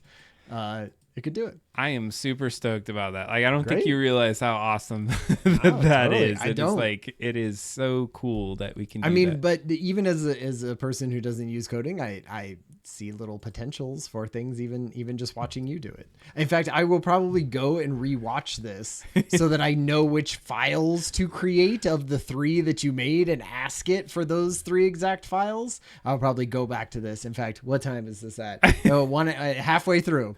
Halfway through, and go watch it. So, Yeah, I am. I mean, the 3 is HTML, CSS, and JavaScript. Now, I'm sure you could do a bunch more, but the reason I picked those 3 is you can run them locally on your computer. If you start to like dive into like databases and other kind of languages that are server side, you're gonna have to have a server to run that, and that's you don't want to be there. That's not something you're gonna want to deal with. Yeah. But what I was able to do is you're able to use all the like basically a browser app is what you just create with that very quickly. So Nice. All right, next I on the love show. that. You've inspired me because now I'm thinking about how I'm going to spend a couple hours this weekend doing network leader stuff. Hell yeah, you can definitely do that. All right, so next up, let us go and play some Xbox. I think that's what time it is. Oh yeah, Right? we play around at Jackbox. Get your We got Jackbox half out. an hour because then we'll have 10. We'll have a full hour for the Game Boy game. Let's do the thing. All right. I gotta log in. Get jackbox.tv. Ryan's gonna be first because I gotta log into my account. What are we gonna play tonight? My phone is dead. Oh, Ryan can't play tonight. Are you serious? Is it really dead? Yeah.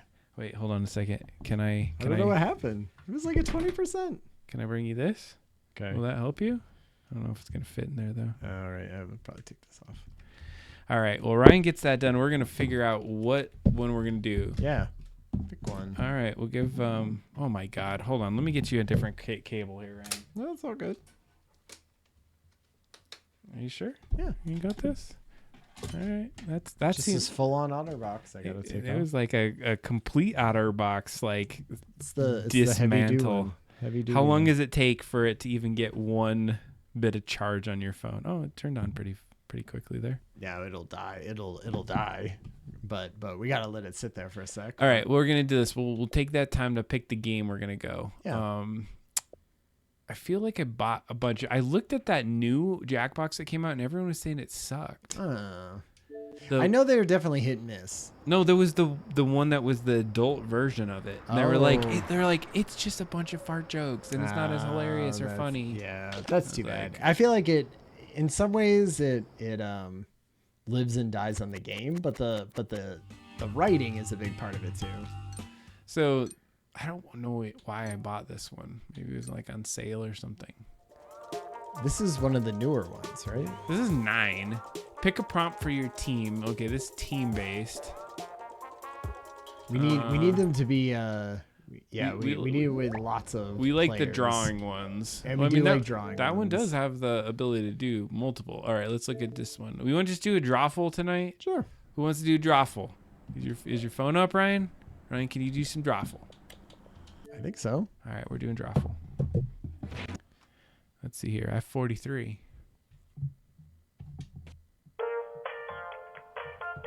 All right, here we go. A network error occurred. No, that was because I dipped out of the last one.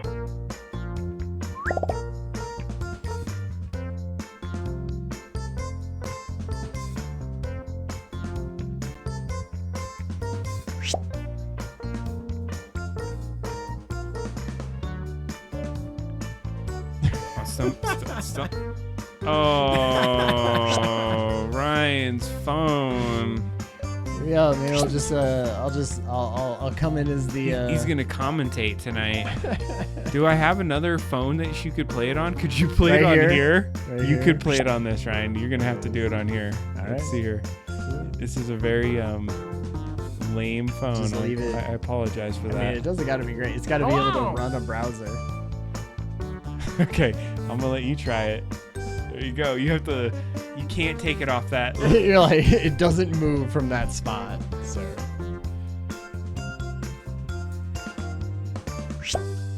I get to a picture of myself.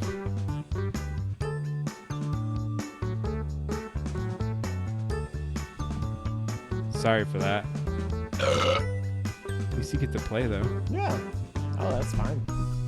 Just be an extra challenge for me. Oh, Ryan with his drawing.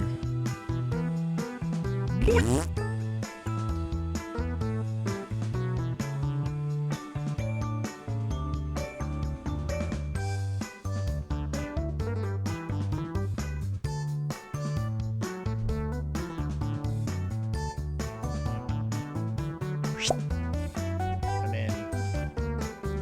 Oh, draw a picture of myself. Oh.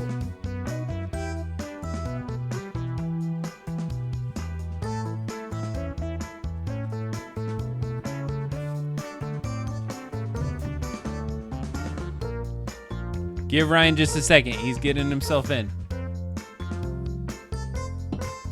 He's drawing himself. He's doing some Monet shit right here. Put this over here. It has no case. It's naked. It can be destroyed at any moment. Nice. Disturbs playing. I see it's time for some drawful. He's in the mood With to draw. 6 people in the mix, we'll do 2 rounds. Everybody cool with that? That's true. Don't care. I'm gonna get this thing started. Okay, the drawing prompts have gone out. They should Stop be on looking your at my devices drawing, now. Adam. Something odd or funny, like Iron Lunch or Steve Harvey's mustache. Draw a picture on your device that would have that title, and when you're done, hit send. You'll get points for each player that can correctly guess your title. So, good luck.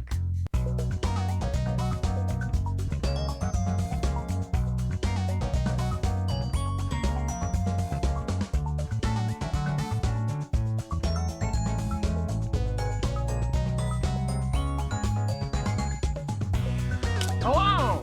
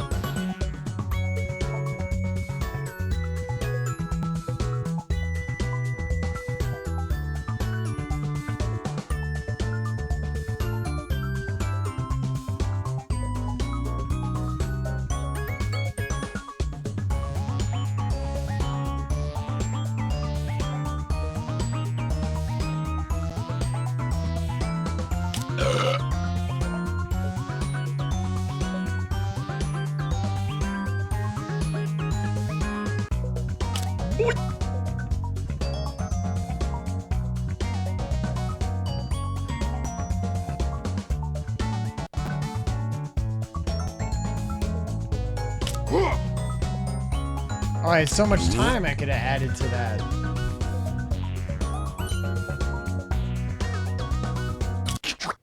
I have all your drawings now. That was the and longest as much time I as I want ever to keep took. them to myself, let's all take a look at the first one.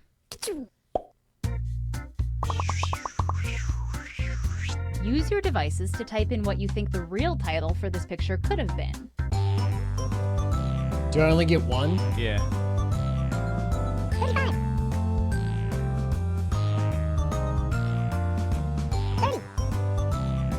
Oh! Hello! And here are your choices. One of them is the real title.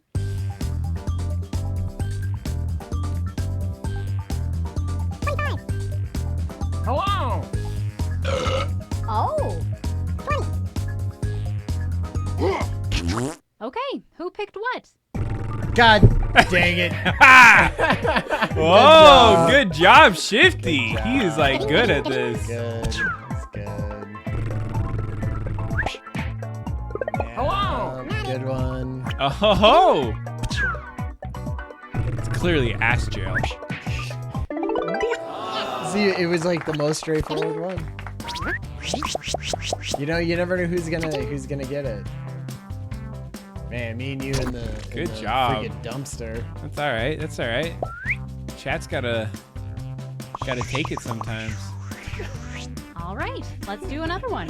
Put in your titles. Ignore this. Okay.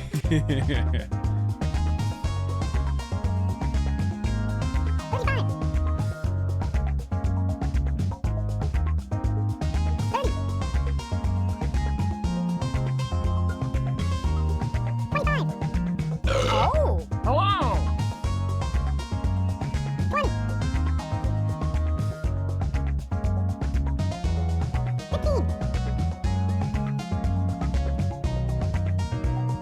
Hey, I'm serious. Time is up.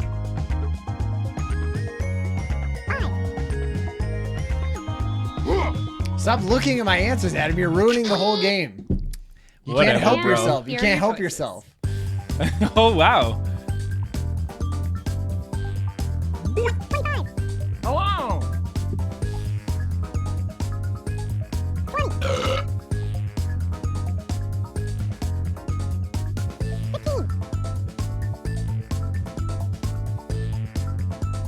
Choose something. Oh!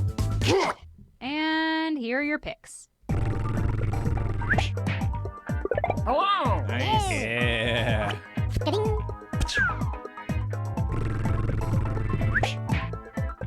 Oh! All right, there we go. I got some. I'm on the board now. Damn it. Maybe that was it. Nope.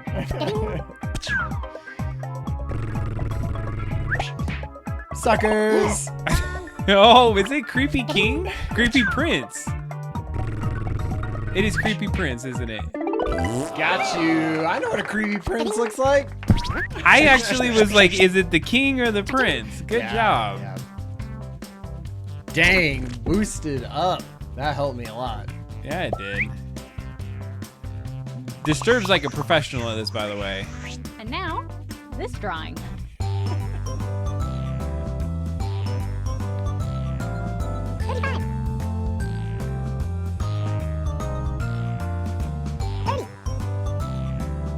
Hello!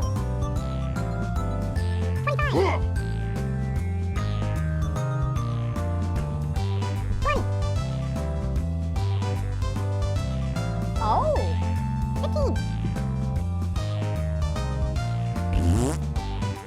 Come on! Typing time is almost up. This picture of me was me holding my phone and being upset about it, not me drinking. I can see that And scene. here are your choices. Ooh, this is good.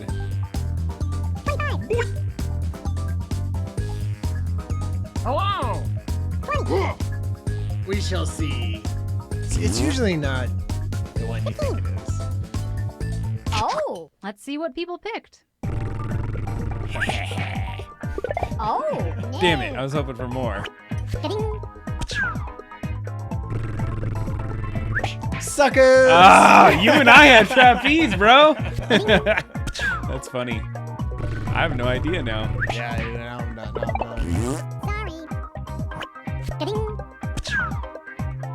Green spicy butt juice? Yes! What? Woo!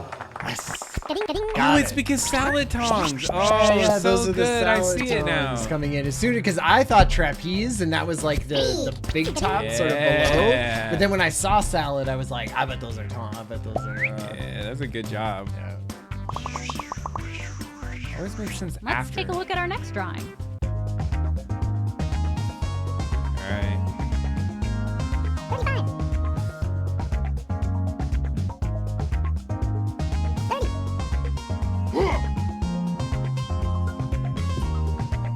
Oh,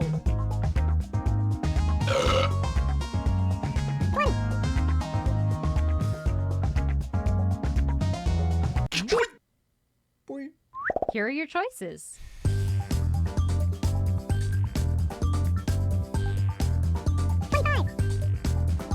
Oh, You have to make a choice. No, Okay, I'm all right. looking.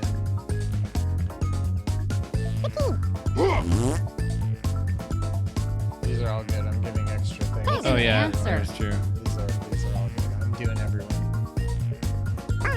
When I say everyone's special, no one's special. and here are your picks. Son of a bitch. Oh my freaking Christ! Good job, Becky. Good job. That's a good one. Suckers. Boom. That's how I do. All right, take the lead with that, baby. Yeah, that's a good one. Slippery coffin. Slippery coffin. I spelled shoot wrong, just to FYI. Should have been a CHUTE. I just didn't want to call it out, but yeah, I sucked Oh, at that's it. what? Shoot. Shoot. Like a It's a shoot? shoot. Yeah, no, Type that in would the be. title That's the right spelling. now.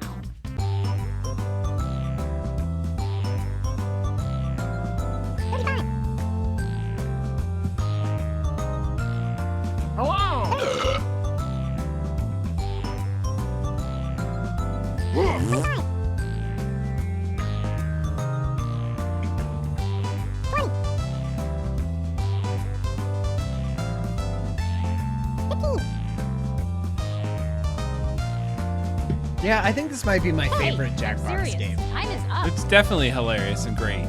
It's good. It goes to our like sensibility of the show. Okay, here are your choices.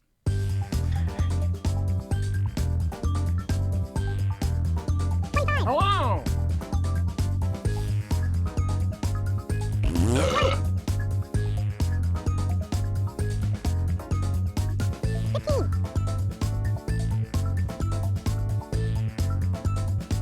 Come on, pick one.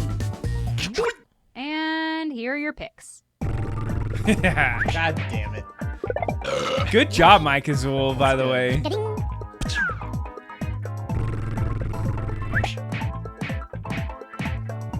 Oh, Hells to the yeah. Got it. Man, nice. Man, Oh, damn. that was 4,000 points. Damn, I needed that. You I needed really that. needed that. I'm on the board again. Nice. Oh, God. and now this one. Oh, God. It's a Higley special. Oh,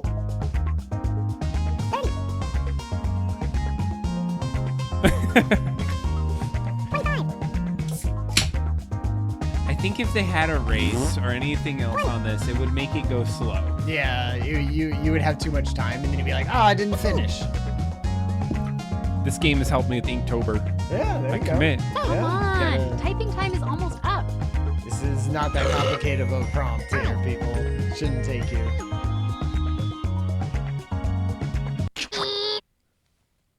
Here are your choices.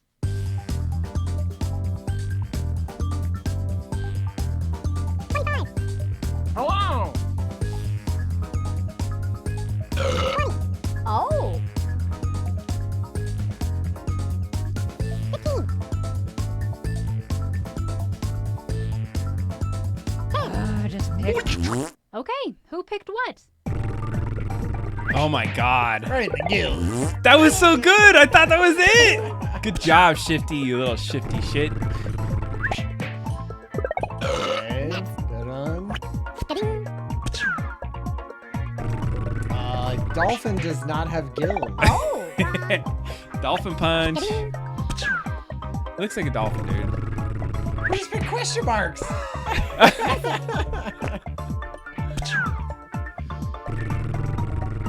It was punching a fish.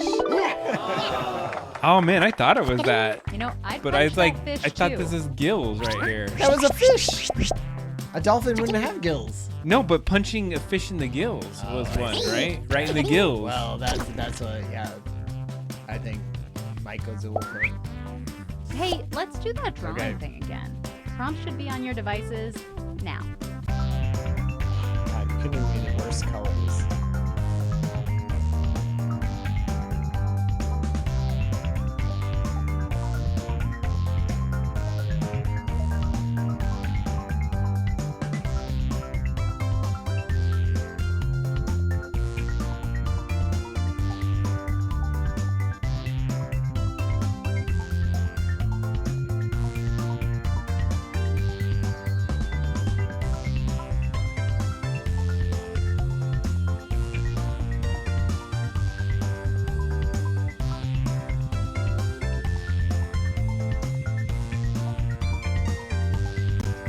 Hello.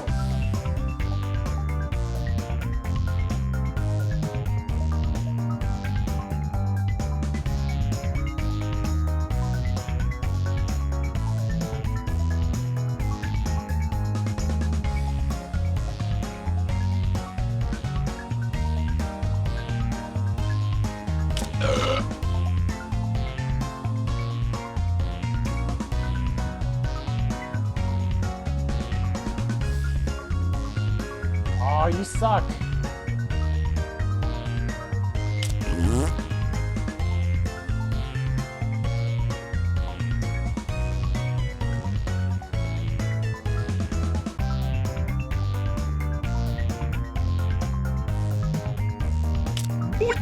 30 seconds left, y'all. Oh. Let's wrap it up. What you're doing is probably not going to be that great anyway. You're not freaking Picasso. Just wrap it up.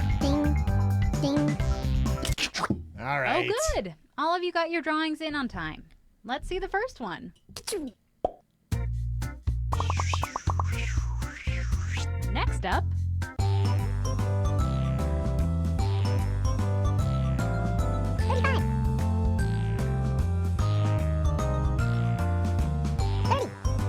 Oh.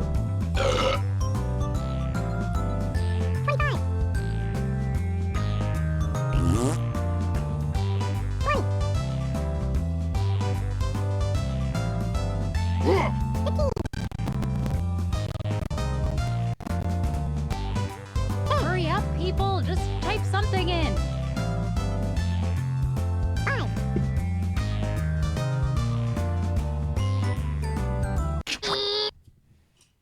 And here are your choices.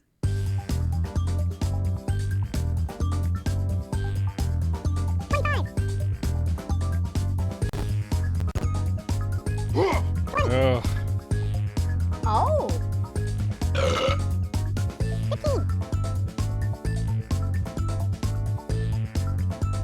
Select an answer. Come on. And here are your picks. Ah, you bastards. Good job, Mike Azul.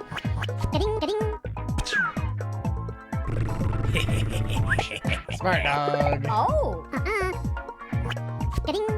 Who drew this? Super intelligent dog. Good job. That's a good one. I put Peabody because I couldn't remember if it was, remember Sherman and Peabody? Yeah, yeah. But I couldn't remember if the dog was Sherman or if the dog was Peabody. Mine last. Pretty close. Okay, the next drawing.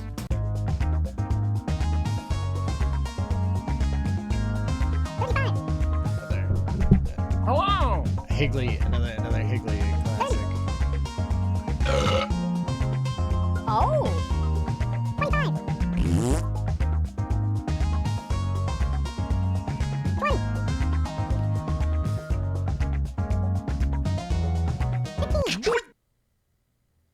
And here are your choices.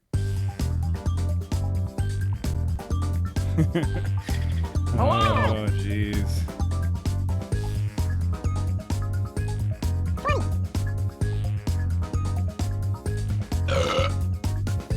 God. Pick anything.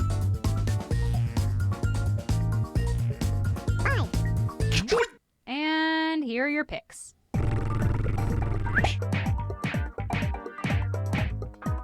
Yes! It was the greatest drawing of all Oh time. my God! You got everyone? What the fin? Yeah, that's what you call that. That's Ryan just took it with 5 in Gs. laser pointer party. Like, how hard is that? Damn. Boy. Boom! Taking the lead with the best Holy drawing. shit. I mean, it's almost like we should get credit for picking it right. No. I get it for drawing it. Shit. You did. You got 500 points. I just got all of your 500 points and my own. Oh.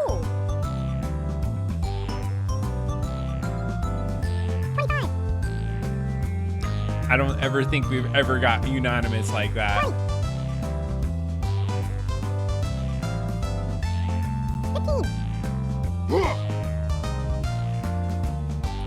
I might need like Type in anything. top off on my drink. Need some more alky? Just like a tiny bit. And here are your choices.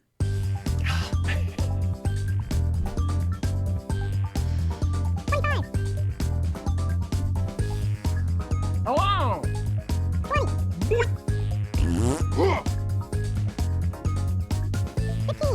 Oh man. Choose something. Oh. I have no okay. idea. Who picked what? Boo bus is fun. Oh. It's fun. I almost picked that. I was like, a bus wouldn't have that big of tires. Yeah, but it's too cute. Hello. Nice.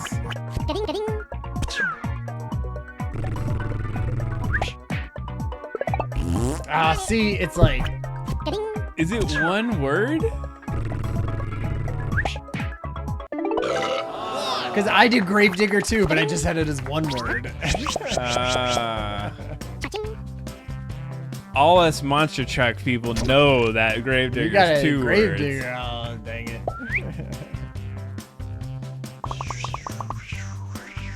Up next.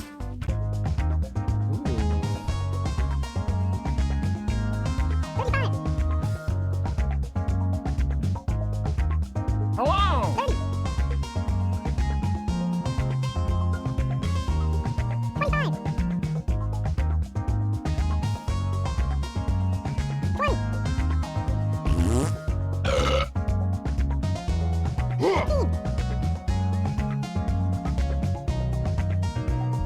Hey, I'm. Oh. Okay. Here are your choices. Hello.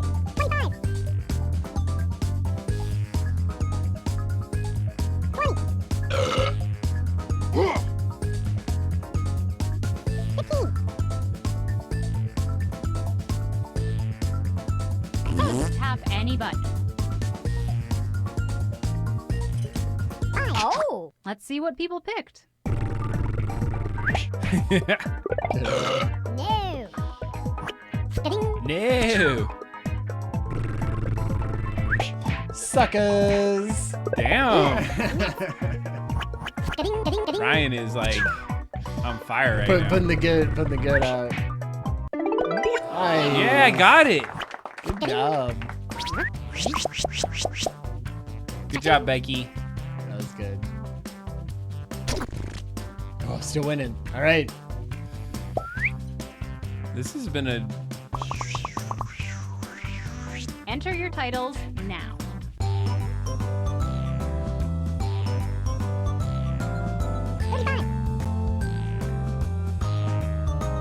Hello.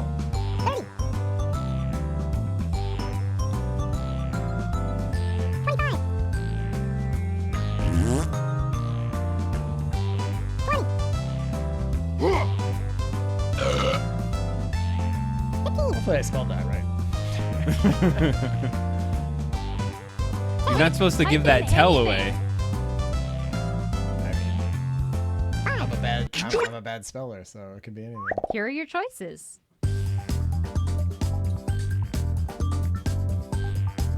Hello.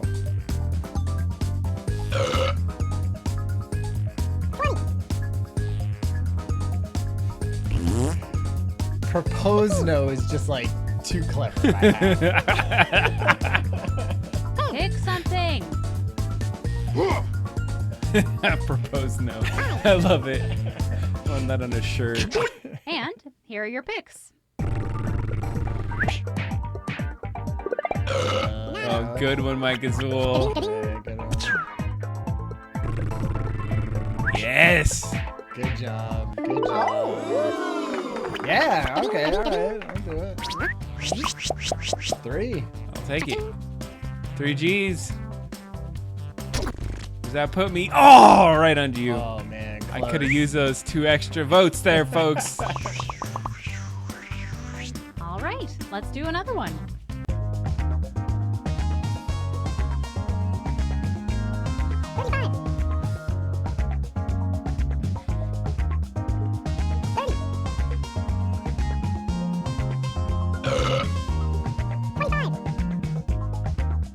Hello.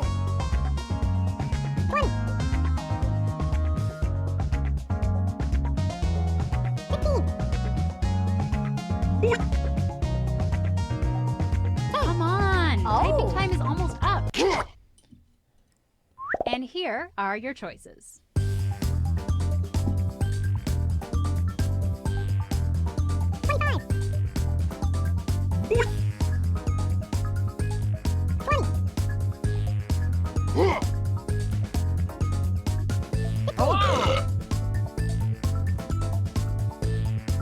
Oh! And here are your picks.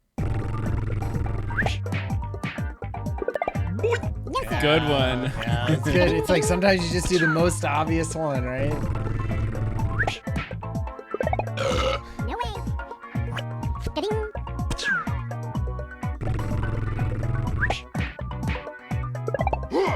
Ah, I knew it was too long. Damn it. Which one? Beautiful mailman. Oh, because he has like a little. He's the Beautiful. full package. He's the whole package. Love it. Dude, Yes. I get the secondary win because I brought you to this life with the phone. I'm just True, kidding. it's true. That was great. That was so good. Mike Azul. Nice, most Hell liked. yeah. That was good. That was the least liked. That was fun, everyone. Right. That was a good one. Totally. Good job. All right. Well, thank you for playing the games tonight. It is always, I think Drawful is like top tier. There. So the other new one, and maybe we will play it this next time, is it's like Dirty Drawful.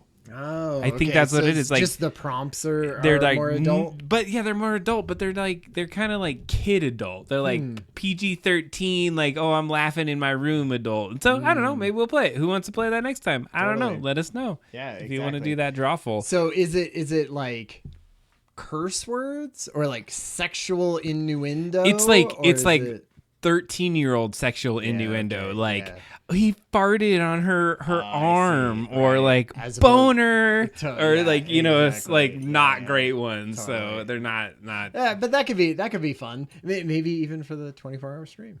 We could do that. We'll be able to do that. All right. So if you're with us still, we are excited because now we're in the last hour where Ryan and I, this is our, I liked how we did the show. We Yeah. talk about all the fun stuff. If you're not into the game too much and you've already heard it, you can kind of just chill, listen to us talk about our game stuff. We have been making progress. Like, at least I feel, I feel like you've been doing some amazing work with Totally. this. And what I wanted to do is a little bit of the playthrough. I know you want a little bit more to wet your whistle there. You want me to Yeah. grab you something really Ooh, quick? that would be nice. And then actually. what I was hoping that you could do is just show off a little bit of what you've been creating in the sewer level. All right. Now, I will pull this up and then I'm going to come back and then maybe just kind of show this off. This is just where it's at. I thought it was looking really good. So Yeah, let me get you so- over here. Totally. I didn't have as. Oh, yeah. Not that. This. So if you've been playing through the game, you know we have a in the first in basically the here's my glass if you would like that. I appreciate you. So in our level we have one level that is sort of an alleyway, so it's kind of a vertical level, so you're jumping up and you're making long jumps to things and using probably the double jump. We haven't really figured out the layout of the actual level yet, but we also know that we're going to have a sewer level where you're going below the tavern, so we kind of have the main tavern as kind of your hub, and that's where a lot of the storyline is going back and forth, and you're kind of getting the entrances to lots of different rooms. And one of the larger levels that you're going to be going through and traversing to the end and getting somewhere is this sewer level.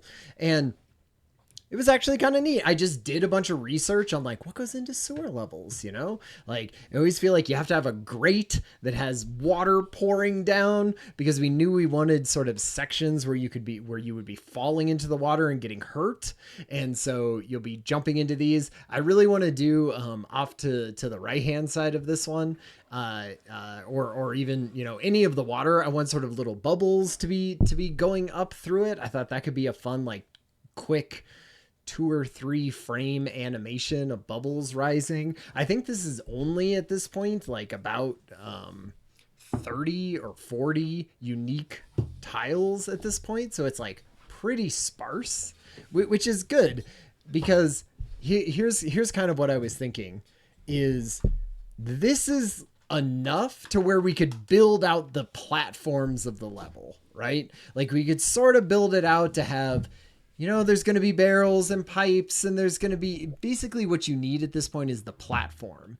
And then we build it out how we want it. We know we want to be able to, when you fall in the water, you're getting hurt and all of that kind of stuff. We could build it out and put enemies here, because what I wanted to do is, maybe it's not tonight, but maybe it's during the 24-hour stream, is sort of just talk about each of these levels. We have a certain amount of unique tiles that we can use for it.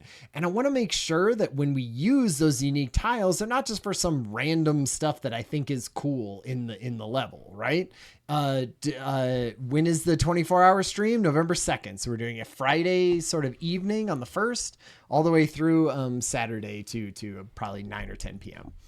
Okay, so because then what I thought is like, when you're going through this, there's going to be, maybe there's graffiti on the wall, right? Like there could be a ton of things that could be in here, like entire sort of sections of rooms with stuff pushed up against the corner. I think would be neat to have in a basement. Maybe you're seeing stuff that's giving you hints about the storyline that's coming. And so it like gives you little things. And I was like, what I don't want to do is just create random images for this that I think are neat, but then don't really push that story forward. So I thought, at least at this point, we have platforms, we have sort of the water, and you were out of the I heard the I thing listened. giving me a drink, but like the bubbles coming up and stuff. And so I thought, like, if you had those building blocks, you could create all of this, and then we would say, great, what story beats do we want to hit in here? And then that's where I'd be like, great, okay, so we've used 100 unique tile blocks to make this entire level. We have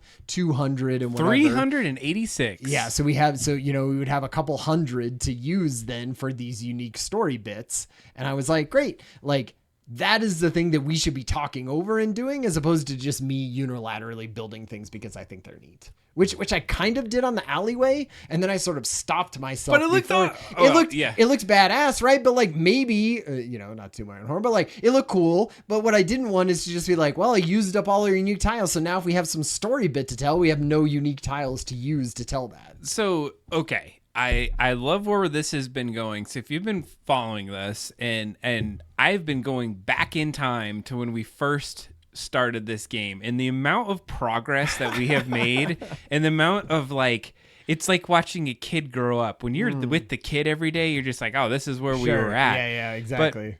But like, I went to the first game we had, and it was so like archaic, and I've been watching a lot of YouTubers and other people like show their games, and I'm like, man, we are really far along. Nice. I'm giving people advice on how to do their games Totally. now. So I'm not tooting my own horn here, but I Yeah. feel like I've learned a lot that now I come up with a concept and I'm able to implement it pretty quickly here.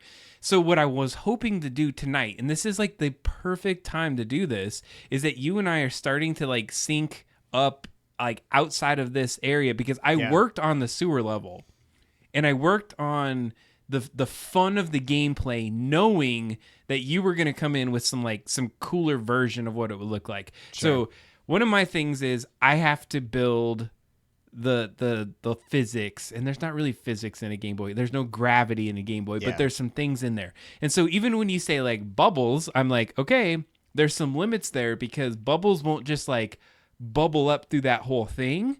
Like there's ways that we could do some bubbles, but it's always these stupid limitations we run into. Well, I was thinking sort of like at the surface where this water is hitting.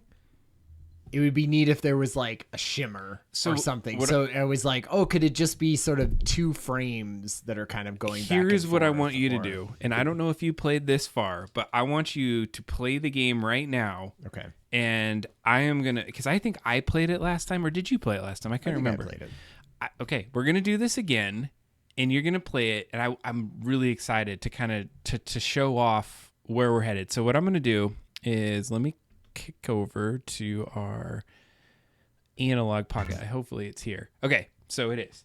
So I downloaded play cartridge. Was yeah, that the right this thing? is Okay. it.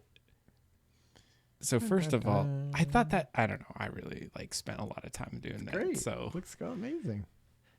so I even put the beta, like, so if you're cool Yeah. with this might be like pretty close to our new intro. And Yeah. so the whole thought was that when you hit A, you're jumping into the adventure, you turn on the Okay. lights, and now you're going to the bar. Yeah.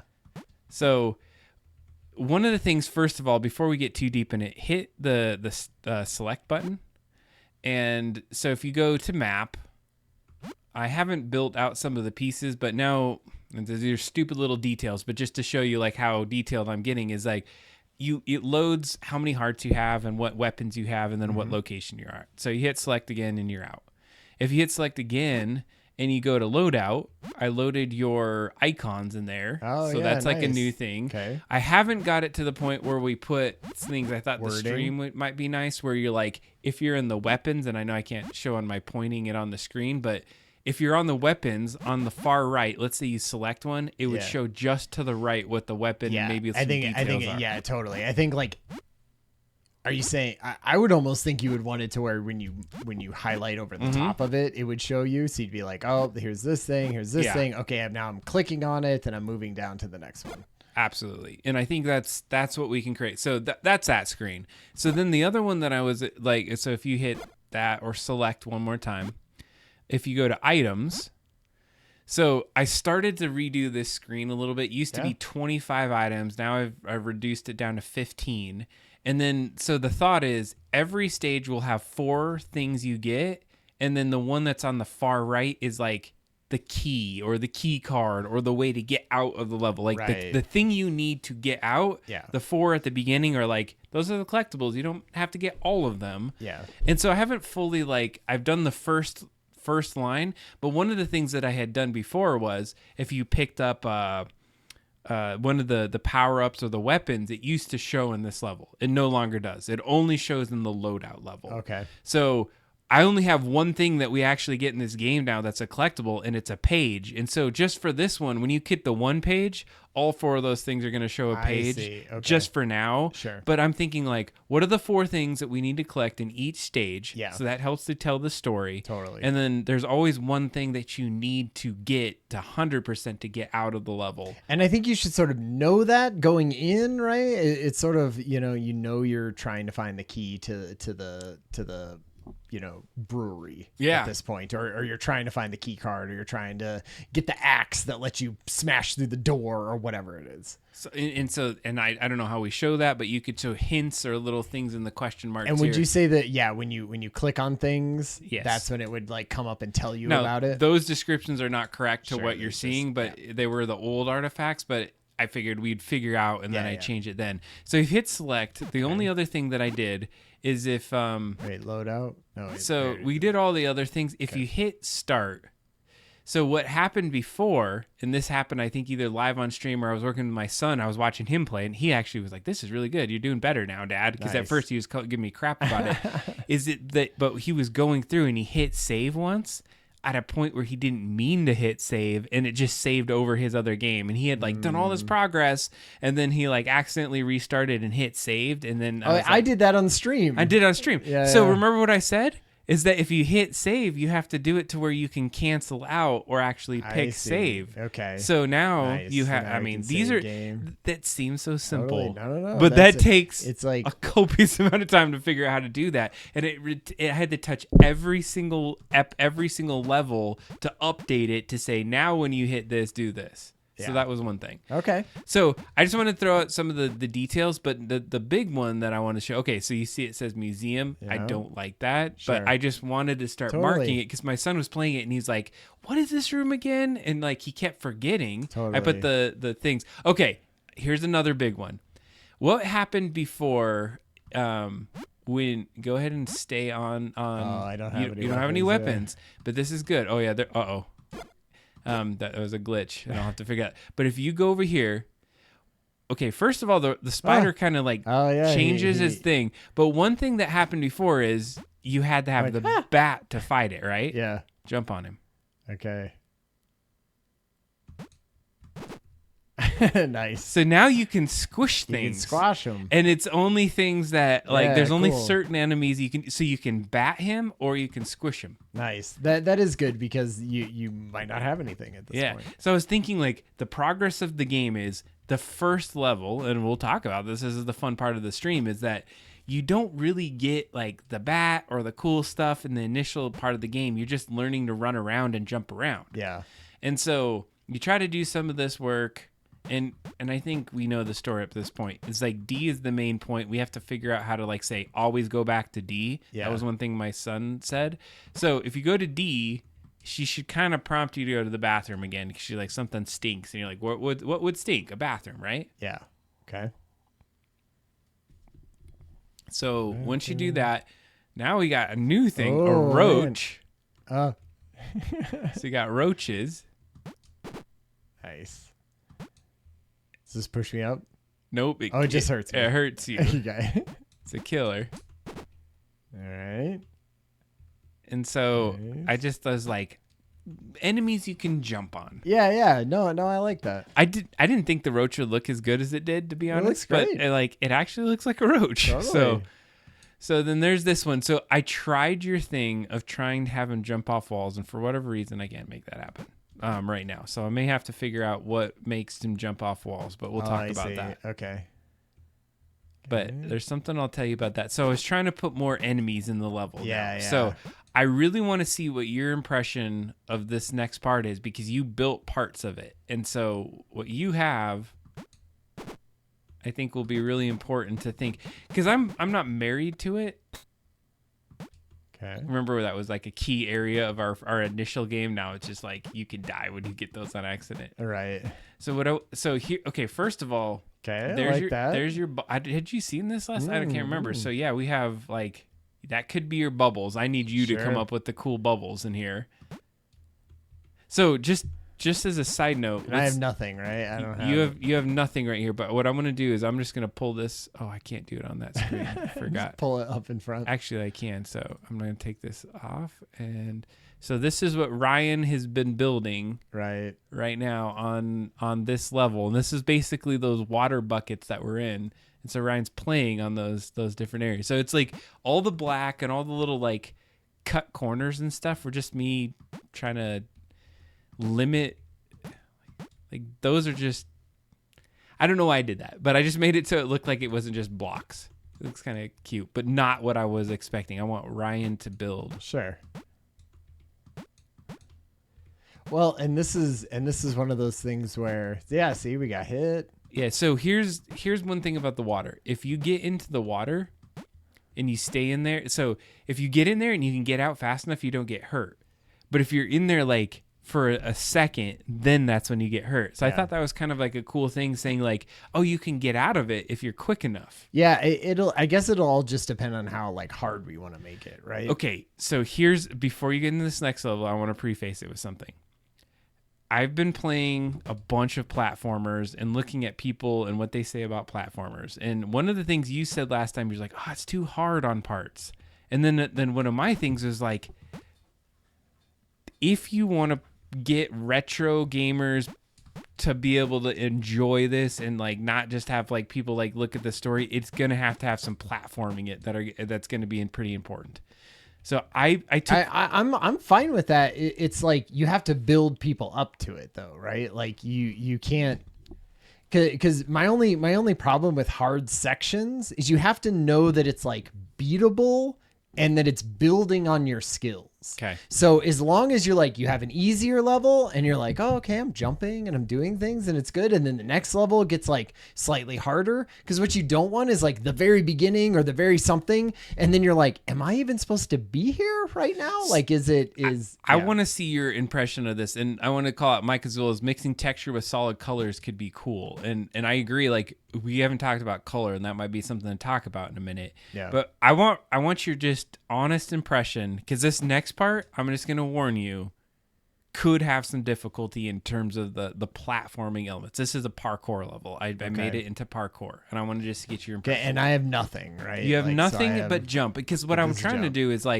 is get your parkour going. And so you can throw little enemies and all that fun stuff in there. One thing is, if you go to the menu structure, you will always get the enemies back. Oh, right. So if you're to leave go and like come back, that. the enemies will respawn. Okay. And so I know how to get rid of it, but I'm like debating if I want to do that. Have you played this? Okay. I really want your impression of this.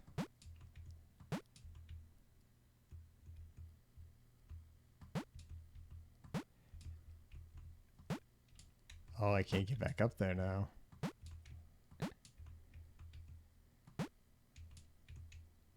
Okay. There's some blind jumps and stuff. So Blind it's like jumps. I kind of thought about it like what was the game that you loved? The where you have to learn the level. You have to know where certain things are. So there's a Right. little bit of that in there where it's not just. So one of the things about Game Boy games, and just to let you know, is that there is a barrier at the top. So you can't, like, there's some points where we're going to have to make it fun to where you you hit it. So like if you jump, well, you can't even see it there.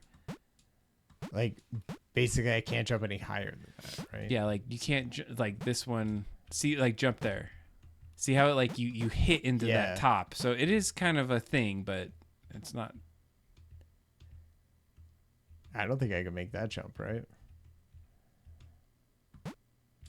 You Oh, I absolutely did. can. Okay. So I am impressed that you made that first try. First try, baby. Good job, Ryan. Like, Oh my God, epic and gamer. back. You are an epic gamer. So one thing, okay, so here's a cool thing. Go to the left and just drop off and then run to the left. Like just drop and then run, jump. So, yeah, otherwise you get hurt. So here's the thing that I made into this, and this is on purpose, and this is where I was like, I spent a lot of time doing it. So if you run to the right and then jump on that ladder, and let me just see the controller for a second. Let me see if I can get this done. So you jump down to that little platform on the right there, the black one that's on the bottom of the screen. But I also made it to where you can, if you're good enough, you can jump up, and there's like a pixel perfect jump where you can get back up to the green one, and you get to skip a part of the level. Oh, right. And so what basically happens, and I apparently wasn't good enough to do it. Oh, I did it. But then Yeah. you can't get back up on this one. You have to jump down here, come Right. back up here, Yeah. and do this jump. And so the cool part is if you can get back up to that one and figure out what that jump is, you tend to fall off like right around over here when you're doing the jumps, because you try to make it to that ladder and you fall off and you're like, damn it, I have to get back to it. And what was sucking was that you would come back over and you'd have to go all the way to the other side of the level. It's like, what if you had like a cool hard jump Right. that you can make kind of it like get it back there, and then you can get it through some of those other parts. and so I've screwed up. But anyways, I want to see if you can get out of here because you basically got where you need to go, but you have to be able to, it's like there's like a low level platforms and then you have to make it all over the high level platforms to the left. Oh, so I have to go back to the left? It's not to the right here? So the right gets you to the point where you can, like, this is the easy way. There's a door at the bottom. Don't go to it. Okay. Because it's locked. But basically you get to the top and now you're on the high level platforms because you were, on the low ones to get here and then you get to the high ones to get to the end. And if I had gotten, because this is how I went and got the thing to begin with, right? Correct. Yeah, see, this is where I'm like, is it too much of a pain in the ass? And you got that jump. See, you had a perfect example of like why I put that there. So to the left, there's another hard jump. I feel like you sort of gotta, like, there would have to be like things in the environment to be Sure. like, like Go keep that going way. this way. Yeah. So now you just have to make sure you don't fall back down. So if you fell back down, you'd have to do the whole level again. Oh man. But the cool part was, and what I was trying No, to I like create it. was like just enough like frustration. You're like, oh, is that possible? Oh, it is. Yeah. And you can make your way back. Whereas this one, like, I don't feel like it's as hard as it could be. No, well, this part's a lot easier. It's a lot more forgiving. Yes. Right? Like you make the jump or you don't, and you're just like, whatever. Like, that's fine. And they're all just kind of, they're very, they're not pixel perfect jumps. You're just kind of like air control, Right. being able to get on it, which is good. It's like I said, like that's sort of how like this could be one of the first levels, right? Sure. Where you're just sort of learning and doing stuff. You don't have anything yet, but everything seems like there would probably be some of those blind jumps Yeah. that I would telegraph a little bit more, right? That they're hard jumps, but that sort of something is down there. Right. Like just if this is the first level. Sure. Right. If this is the first thing of you doing The, it. the thing is, you don't get hurt on some of them though, because you have just enough. And there was a stupid little thing where it comes out of the side and goes up. Yeah. Like there's these little nuances that I'm putting into it. What I would love in this level is for you to put little like skeletons or cool things in the Yeah, ground off to the side. like a Simpsons episode. I'm gonna tell Ryan a quick secret though. Oh wait! Oh god! I'm gonna turn these microphones off. I'm gonna tell him Wow. like this way.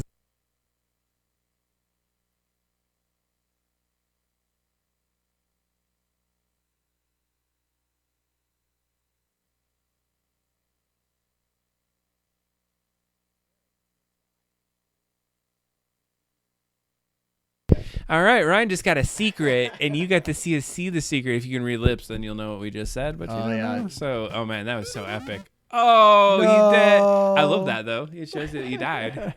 So, okay, here's one of the things. Analyzing video Yeah. now. Use AI. Exactly. Okay, so I want to show you something, Ryan, because this is actually a perfect moment for something. So if you jump down the thing, you'll restart the level, but don't hit start on Start Adventure. So one of the things, you see how you could skip to that so you don't have to watch the thing? Yep. So hit load development. Okay. So this is where I need you to understand so that you can load your own levels in and understand what happens. Like you're already right there in the level. So imagine the game is completely there, right? The game is there. But in certain points, you're like, I need to work on the level where there's parkour. Yeah. So what I did is I basically made it to where if you hit start game, it runs through the normal game. If you hit start development in the game, the little place where you can pull the start button, Yeah. you just pull that one to whatever level you want to be working on at the time. And then development is where it loads that. And it loads that. So Nice. then you're able to work on that level and you basically have the game intact. And I feel like I don't know enough to say that I can continue to do it and rebuild the entire game. We're well too far on from it. Mm-hmm. So what this allows you to do is the game's intact. You can go and build a level that's not even plugged into the game and then use that development to jump right to it. Yeah. That's cool. Is that set up in the GB studio thing? It is 100%. Cool. So maybe what we could do, like, do you have any questions thus far, or like, how did you think that? No, I thought had that was gone? great. I thought it was like good progression of stuff. So if we get into this part, I love that little light thing. Sorry, it took me a minute to do that. So you do all your stuff with D, and then one thing I was just gonna throw out is that you have double the pixels in the tavern now because we've made a decision to go to the color. Like we are making a Game Boy Color game now. We have moved beyond, and I tried to play it on an original Game Boy. It loaded. Okay. And it actually played, but because you're limited to the 192 pixels, all these pixels are messing up, and you can't play the game on original Game Boy anymore. So we're gonna have to commit to using color. Is that what I have? The one that you bought me is a Game Boy Color. A Game Boy Color. Yeah, absolutely. We'll work on that. So we're gonna talk music tonight in just a minute. But what I wanted to just say is one thing. Okay, I want you to try this. Hold B and go run to the right. And then rock your thumb onto the A as you're running fast. You get kind of a momentum run with that.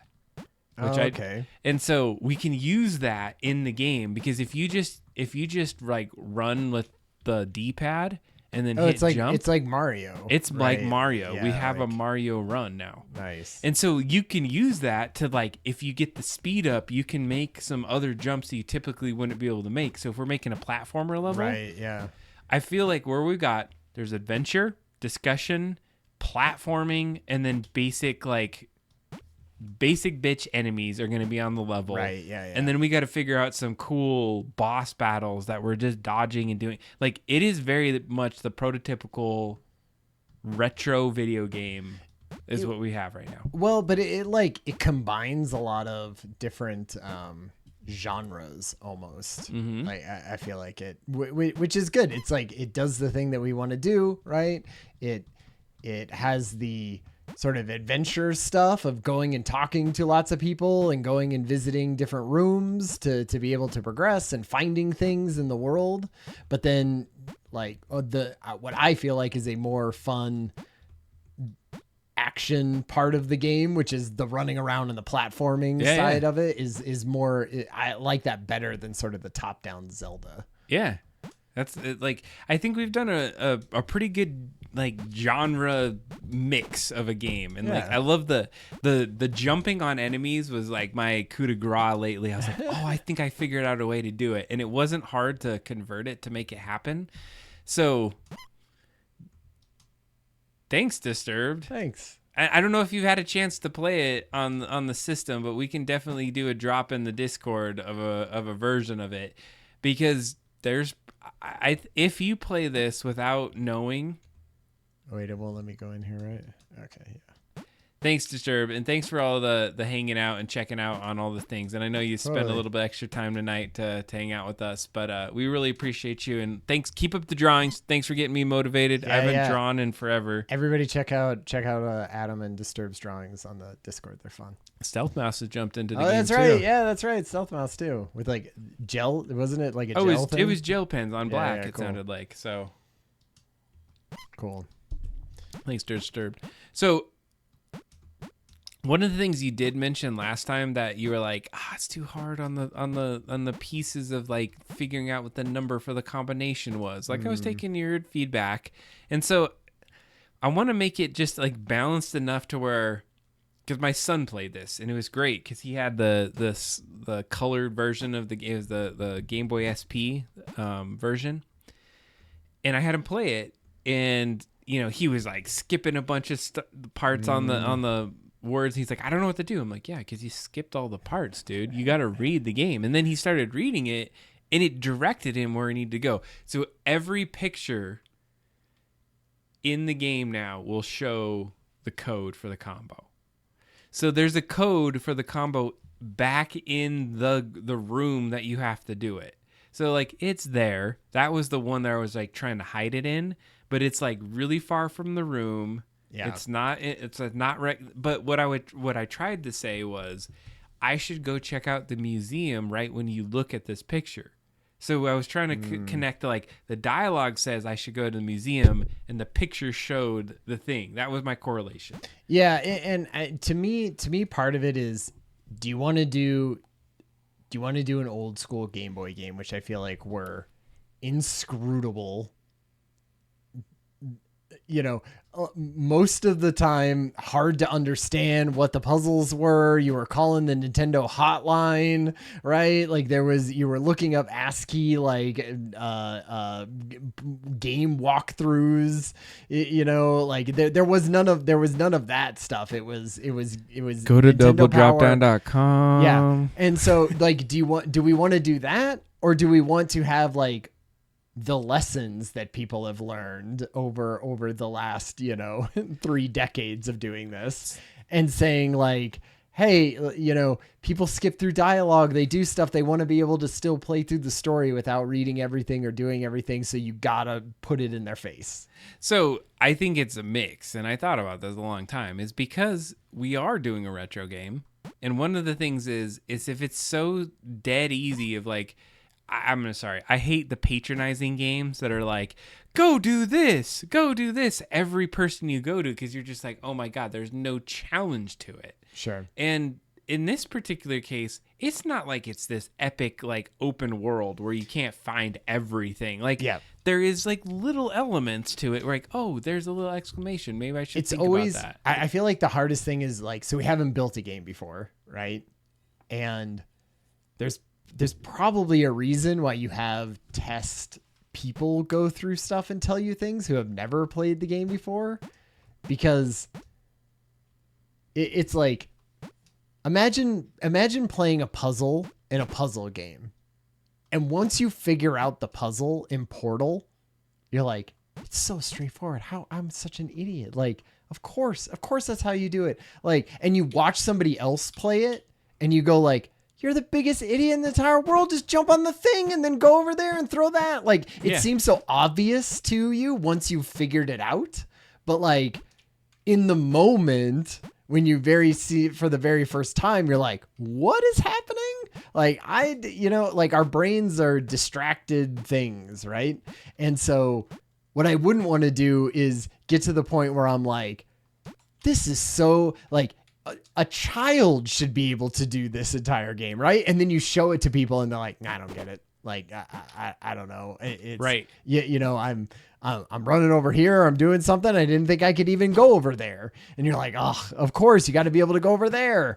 And that's why I feel like you have to sort of play test it with people, your audience, right? Because if the audience, I don't know, is the audience our kids? Like, probably not, right? Our audience is probably more like people our age or who have a nostalgia for this type of stuff. There's a retro like resurgence at the moment. Sure. And so what I'm thinking of, and I'm gonna Spielberg this one, is that I want to make a game that I would have wanted to play when I was a kid. Yeah. Because so one of the things that I like, and this is me being 100% selfish right here, is I love platforming. Mm-hmm. I love like shoot 'em up kind of games where you like have some battle and brawler. Sure. And I love like Resident Evil puzzle-y games. Yeah. And so I think we started to blend all of these pieces. So this whole sewer level portion, if it wasn't in there, everything was very Resident Evil-y to the first part. It's like, have a conversation, go over here and get this like conversation, like figure this, like there's a combo on this puzzle over here. And it felt very more like cerebral.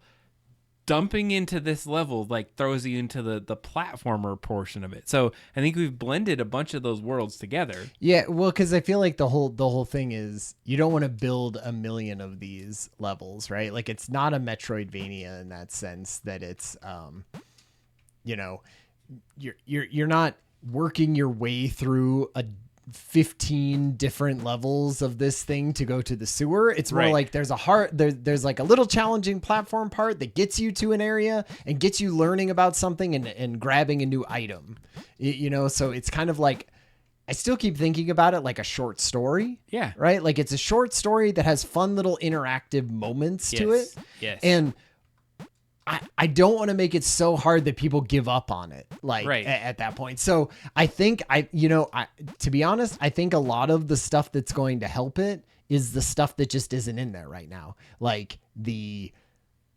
text that it comes up every time you pause the game and says, this is what you need to be doing right now, right? And it's written in his little thing. All of the different explanation of the weapons and the things that you're collecting and stuff like that. Like all of that will help towards pushing it further and saying, oh, this is in your face now, and make sure that like you're going and talking to D.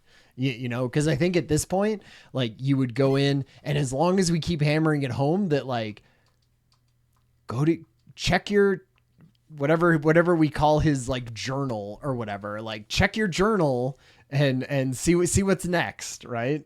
I think that's what we've created is. I didn't mean to hit that. I meant to hit this. So this is a journal. I did put the apostrophe between Robbie's I and S. I got really anal on some of this, but yeah, I think I want to make sure that we can do this, and we're gonna have to think of like words too. Like I don't think we could put a full sentence here.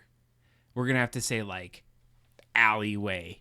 And then it like crosses out. Or is that like is this every note for the entire game is in one page? I was sort of thinking it would be more like, what do you need to do next? Written out in a sentence that's there, and then it crosses out once you're done and replaces it with the next one. Or we could just like replace the next one and altogether. Oh shoot! Oh, you can't jump on the rat, huh?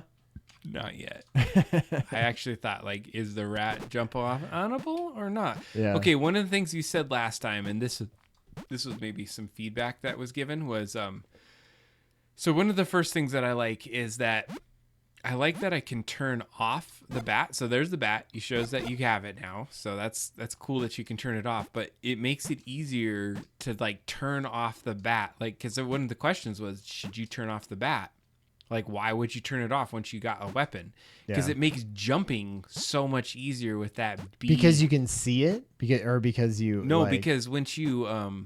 if you use B and A, B is like swing the bat. But if I now use B as almost like a sprint, like without it, it's like sweet. It's like Mario. And then, by the way, there's the nice. There's the cool thing. I'll just go ahead. So, like, we had that last time. I thought it would be cool that, like, if you turned it on, something would happen. I don't know what that would be. My first thing was that you would turn it on, and it would like turn on, and then go like, and like, and then turn off.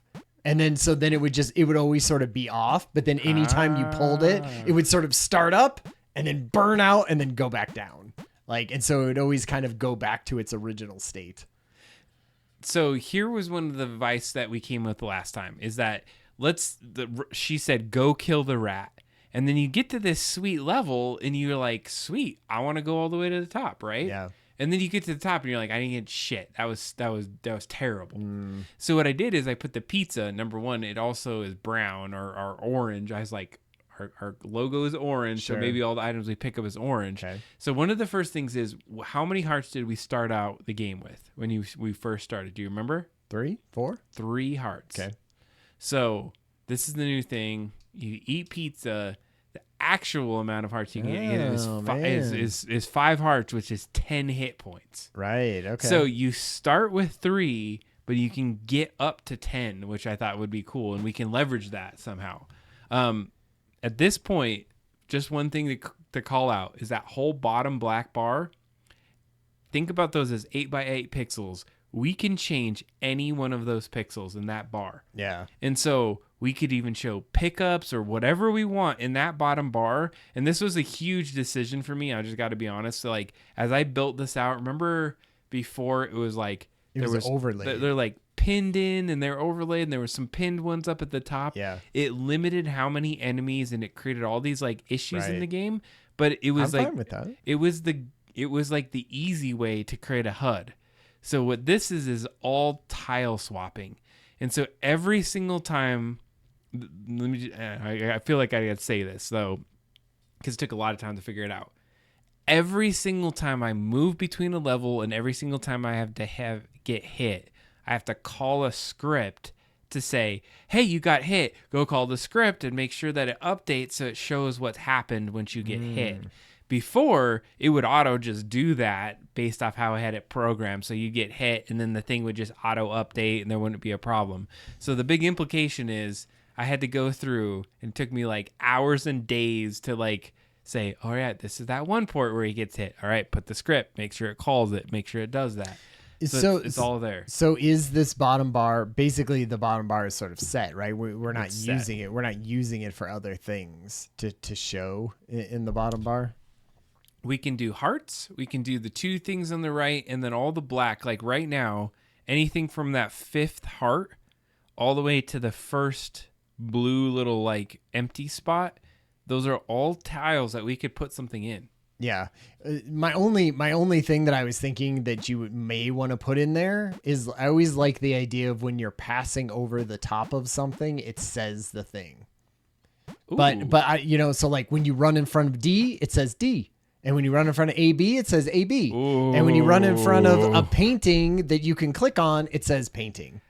Okay, so what if, because I agree with you, we have minimal amounts of things, and what if it, instead of it doing that, like right in the middle, it put like a little like talk box to say like you could talk to somebody, Right. Or like Interact, an like an interact interact box box. that you could do. Yeah, because you sort of have that in one of the paintings, Yeah. right? Like a little thing comes up. Totally. But it's like hard to see, I would say. And so I was like, man, it would be cool if like it just said something at the bottom. Dude, you just like opened my mind on so that's Nice. a great way to do that, and that's not hard to do. Okay, good. Because I was like, if it's gonna make you go through and do a million hours of other stuff, then like not worth it. So one of the things, and this is when I've been programming this and I've learned this, is I've been trying to anticipate, because I said I built in capability by doing that. And so the concept was that if we do this and decided we needed those things, we absolutely can do that. Yeah. So we're in a good space right now where we can actually we can add that, and I just got to figure out like what the cool icon is to make that work. And I know we've been playing the game right now, so maybe what we can do is I could pivot into showing you some details, and like Sure. what I want you to be able to do is We have 15 minutes. is I want you to get into the game. So let me show you how this would work, and I'm gonna move it over to here. Yeah, no, 15 minutes is the perfect amount of time. All right, so we're in the game, or at least in the build level of the game. Yeah. So what I'm going to show you is like how can you start to put your levels in there and start playing with it. And so here's kind of what I'm hoping you would do is in our storage area in Google where I store all the games, I literally update that thing probably once a day, because I do enough updates in it that I can do a lot. One of the things, just in case you're curious, so when you download the file, it's a zip file, and you unpack it, it's going to have all of this in here, and there's this changelog. And if you go into the changelog, you'll see like, here's everything that I did in 4.6. Okay. So updated the save dialog, the health pizza is in a new location, fixed the sewage to continue flowing. Like literally, it's like I just log everything I did. The loaf screen. Yeah. Oh, wait. I should leave that in there, but I'm going to change it. Well, Adam's it's ADD or his obsessive compulsive can never leave it loaf screen. It's like poning. Maybe I should leave it in there. It's loafing. But so my log will help you know like what was updated. Yeah. But what I'm fearful of is that we don't have a really good system of like, so let's say you go build your level and you test it, and then like I'm building something over on the technical side. I don't know. One or the other is going to be harder to update later down the line. And I would say it might be the coding side, because I'm doing coding across the level over and over. So imagine me every single time being like, oh, there's this little issue. Let me go to every single level and fix it. Yeah, well, because that's what you would have to do in the development level, right? I imagine the entire thing with the development Right. level is you would get it perfect, and you would be like, this is the exact level. We're jumping here, and we're seeing these things, and we're clicking on this, and this is the stuff, and it looks good. And we're like, great, this one works great. Upload this one to the game and get it like in there. Absolutely. So here's what I'm thinking your workflow could be. So you can like, instead of just saying, hey, Adam, here's a sweet PNG. Yeah. Like this is how I think. Well- So watch this last couple minutes of the show so you can see how this would work. What I would think you would do, and I'm gonna use your sewer level right here. Yeah. Is I would go in, and at least this is my method because I like this. You go into the assets folder, and you've already seen that I always have like backgrounds and then an A sprite folder. We can talk about what all the folders mean later down the line, and I think you know most of it, but the new one is this tile sets one. This is the one where we do tile set swaps, and this one's going to be a big deal, and I'll talk about why it's a big deal later. But, even your sign, for instance, and I'll give you a quick example, is your sign is in here, and I think I did it under effect, and was it neon sign? I don't even know if it's in here. Here it is. Effect neon sign. So what I'm basically doing is this is your neon sign off. And then I even have like another one that I think says neon sign on. And so I need a file that's saved outside of your whole entire world that I can go in and turn on and off the sign. Yeah. So what I have to do is when you get into the world, I have to say, hey, guess what? These little boxes, swap it to the off sign. Then if this happens, swap it to the on sign. So it's triple. It's not just like you can build it and then I can just swap to tiles and sometimes I can. But what I need to be able to do is swap back and forth between the two tile sets. So I need an off version and an on version to swap between. And so that's why I have to create this. So any effect you do, just realize that this took me 1, 2, 3, 4, 5, 6, 7, 8, 9, 10, 30 tile swaps, which takes a lot of time to do. And it was actually 60 tile swaps because I have 2 states of it on and off. And that's why I want to make sure that those things are important. Yeah, right? absolutely. And that we're not doing them kind of willy-nilly because I think a Skullbob's lighted sign is neat to turn on and off. Like I want to be sure that like we're telling some part of the story there, or it's building the atmosphere of this level, that the bar is a crappy bar at this point, that like the signs don't even light up and that they're, the posters are torn and things like that. Like it's not a bar in its heyday. No. Like, and maybe that's all it is, right? Like maybe that's the only bit of story that it's telling is just sort of background stuff of like, hey, this isn't an amazing bar that it used to be back in the day, right? And I'm cool with that. I just want to make sure that, and that's why I would love, like when we're doing this for the 24-hour stream, I would love to spend 5 hours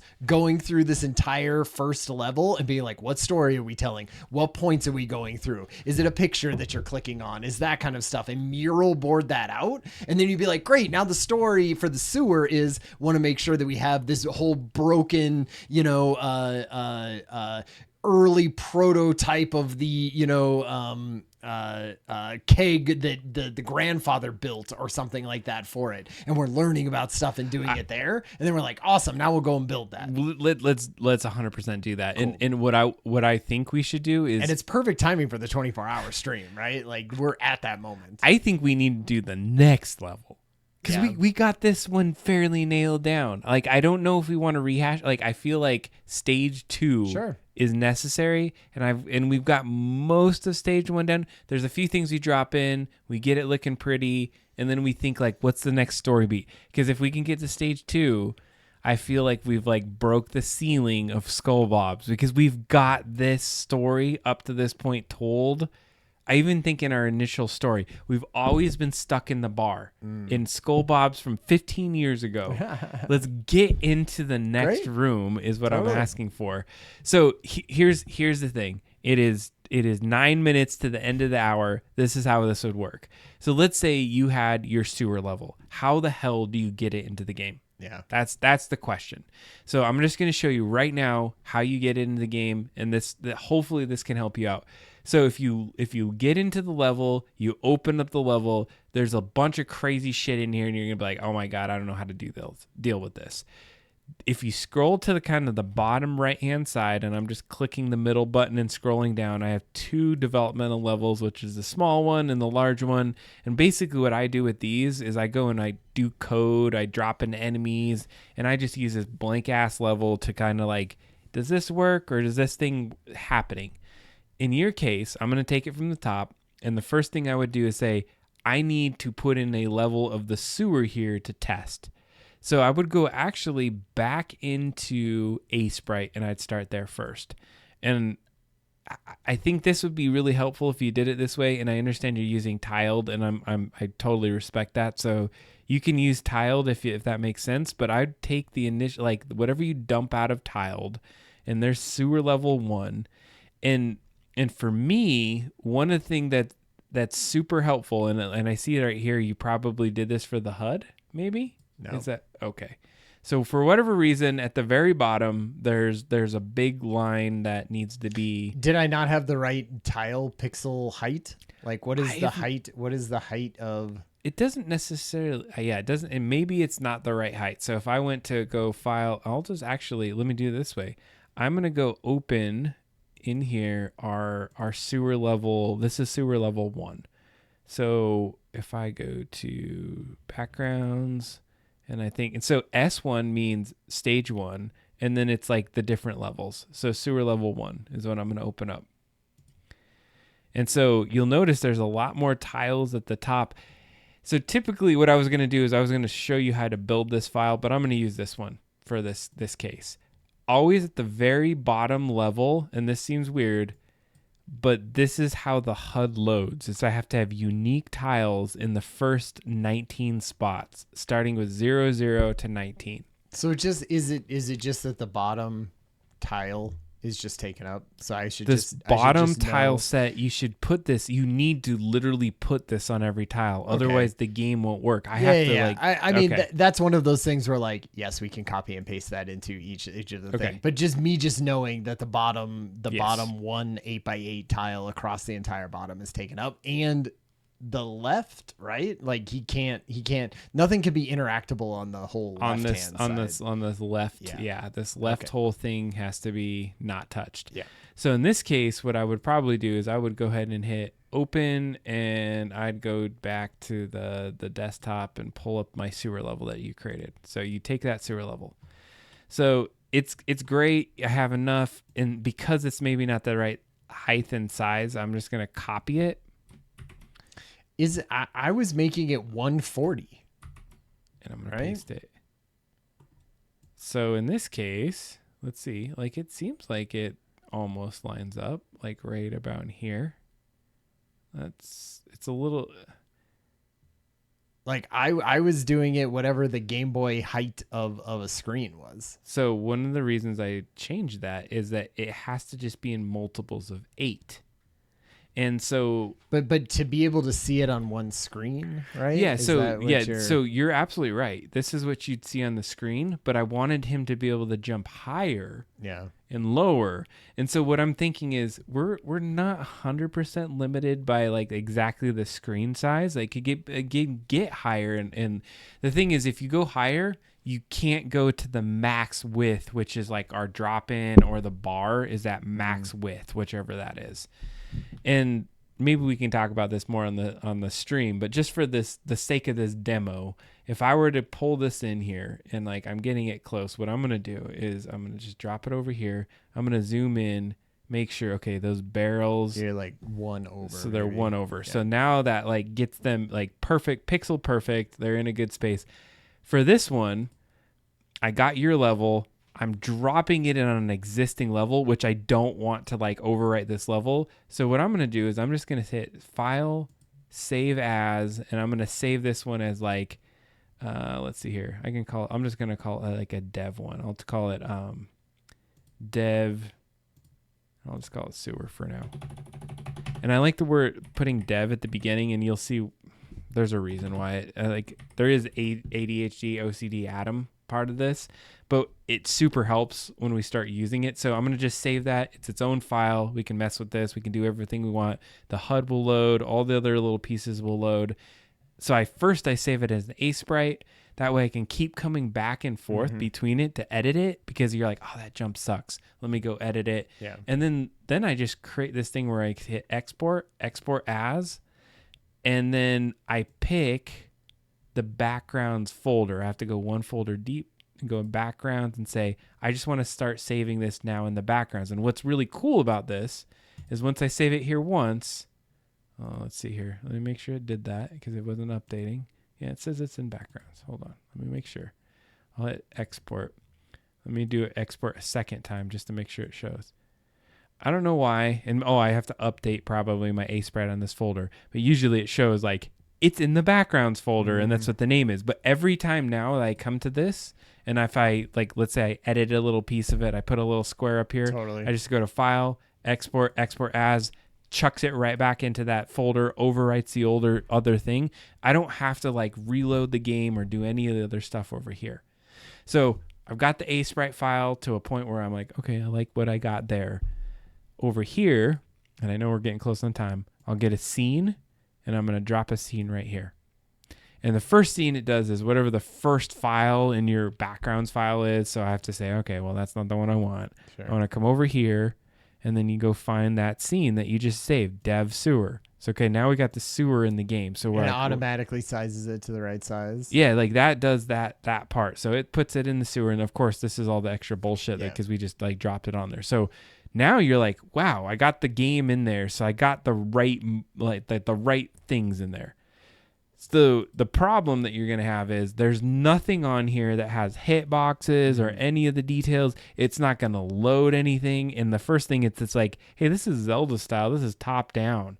So you have to say, no, I want platformer. So first of all, it says platformer. I've already made it to where the default character that drops in is Roby. So the first thing you change it to platformer. My thing is, if you go to this dev world, I'm going to click on it. There's this thing that says on init, which means on initialize, do these three things. I tried to make this as simple as possible. There's really only one thing you need to do is scene setup. Loadout, just to explain, is if you wanted to like tweak to say, hey, I want him to have the bat, I want him to have the dash, or I want him to have the thing. If you go down this list, you can say like, if you wanted him to have like the bat, you turn it from 0 to 1. If you want him to have special 1, which is dash, or special 2, or sorry, yeah, special 1 is dash, special 2 is you double jump. You turn it from basically 0 to 1. Okay. So this little like extra loadout screen is just in case you want to change that. Yeah, because I would. So what I'd usually do is I just copy the scene setup from this original dev file, pop over here, and then I just hit, and this is a big pain in the ass GPC Studio, is that I can't paste it unless I have another action in there. So I just usually start the word, I click in add event, and I put a comment event, which is just like comment your code. If you put that in there, it allows you to hit this little arrow and you can say paste event after. And what I basically created was this grouping. And if you open this up, there's all this fucking code and all this shit you don't even need to worry about. Two F words. Sorry. It's rated, Did I say rated it? R. Yeah. Oh, man, we're at R tonight. So you have all this stuff in there that you don't need to worry about. And you're just pasting it. And so if I were at this moment to run the scene, you'd be able to see it. Now, what's happening is there's some like little lines that are coming out of here because if you die or if you have something, it has to go up to like a level, or if you open an inventory, for example, or if you die, it's going to go there. So here's the most important part. You've got the scene set up. For the general gist is you created in the other one, you went here, you dropped it in, and you've created scene setup. Yeah. If you really wanted to go in there and you created the loadout, I'm going to go ahead and copy this one, copy the event, click back in here. You want the loadout to be pasted before. Okay. So I don't think I hit paste. I said paste event before. So you have your two things, your loadout screen. This fade thing always has to be in there. Don't worry about it. Just always leave the fade in there. It's a mandatory thing. So you have those two main things in there. So if I were to load this level right now, how do I want to load it is I would click over on the original screen over on the left-hand side here, which is, you see I meant to zoom in. So you scroll in and it stops on the skull bobs. If you click this big orange area, you're going to know two lines that come in. The first line is, hey, I want to start the game here. And the second line says, this is where I want the development to go. Right. So if I click on this guy, and actually I don't know how to scroll over to the side with the mouse. You can just make sure you put this little guy wherever you want to start. Whatever. So that's it. So you've set up an entire level, and now anytime you play this, and I don't know how long this is going to take, you'll be able to start in the level. Now, the nuance is you have to set the level up. Yeah, you have to put you the have to put hard the- floors right. and like the jump throughs and all and that it, other I stuff. imagine it wouldn't look anything like this cool new version. It would be more like your jumpy version, with just platforms and things like that until we got it good. And you would go, great. That is exactly how many jumps I want. That's exactly the pixel width that I want between jumps. Right. And then we would, and then I would take your jump version and be like, okay, now I'm gonna make a 100%. sweet tile background for that entire thing, and we would lay it on there. And then if later on we were like, that jump is like too hard or something, if it's tweaks, then that's easy, right? Then I just like go in and change the tile thing, re-upload that, change it a little bit, like. But I would love to get it good in your version of just these platforms.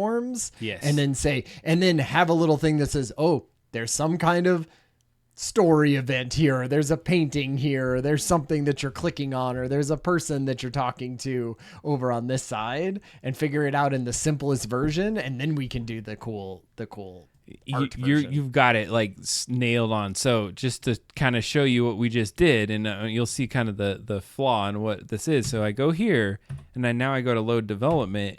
You're in your world. Now, of course, you're at the bottom of it because there's no hits, and there's like a weird version of There's himself Roby up there. But what's cool is you're in it and you're playing it right now. Yeah. So what then? Here's what I was trying to say too, is like what would be really nice, and like you obviously don't want to like make it 100% beautiful, but you already have it. You could make this kind of like what I did with the blank screens with the platforms, but just use what you have with the pretty sides of it. Yeah. Like just use some platforms in there.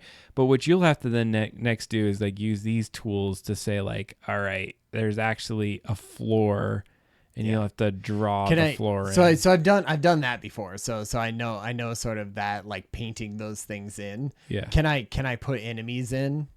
So I would say at this point, if you want to put an enemy in, I'm gonna just say you can. Yeah. The one thing is, I'll show you right now. If you have just an extra second, it's not. Sure. It's okay. So here is a roach.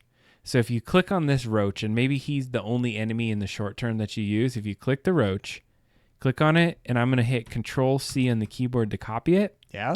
And I'm gonna come up here, and you have to click into the world, and you Control V. Okay.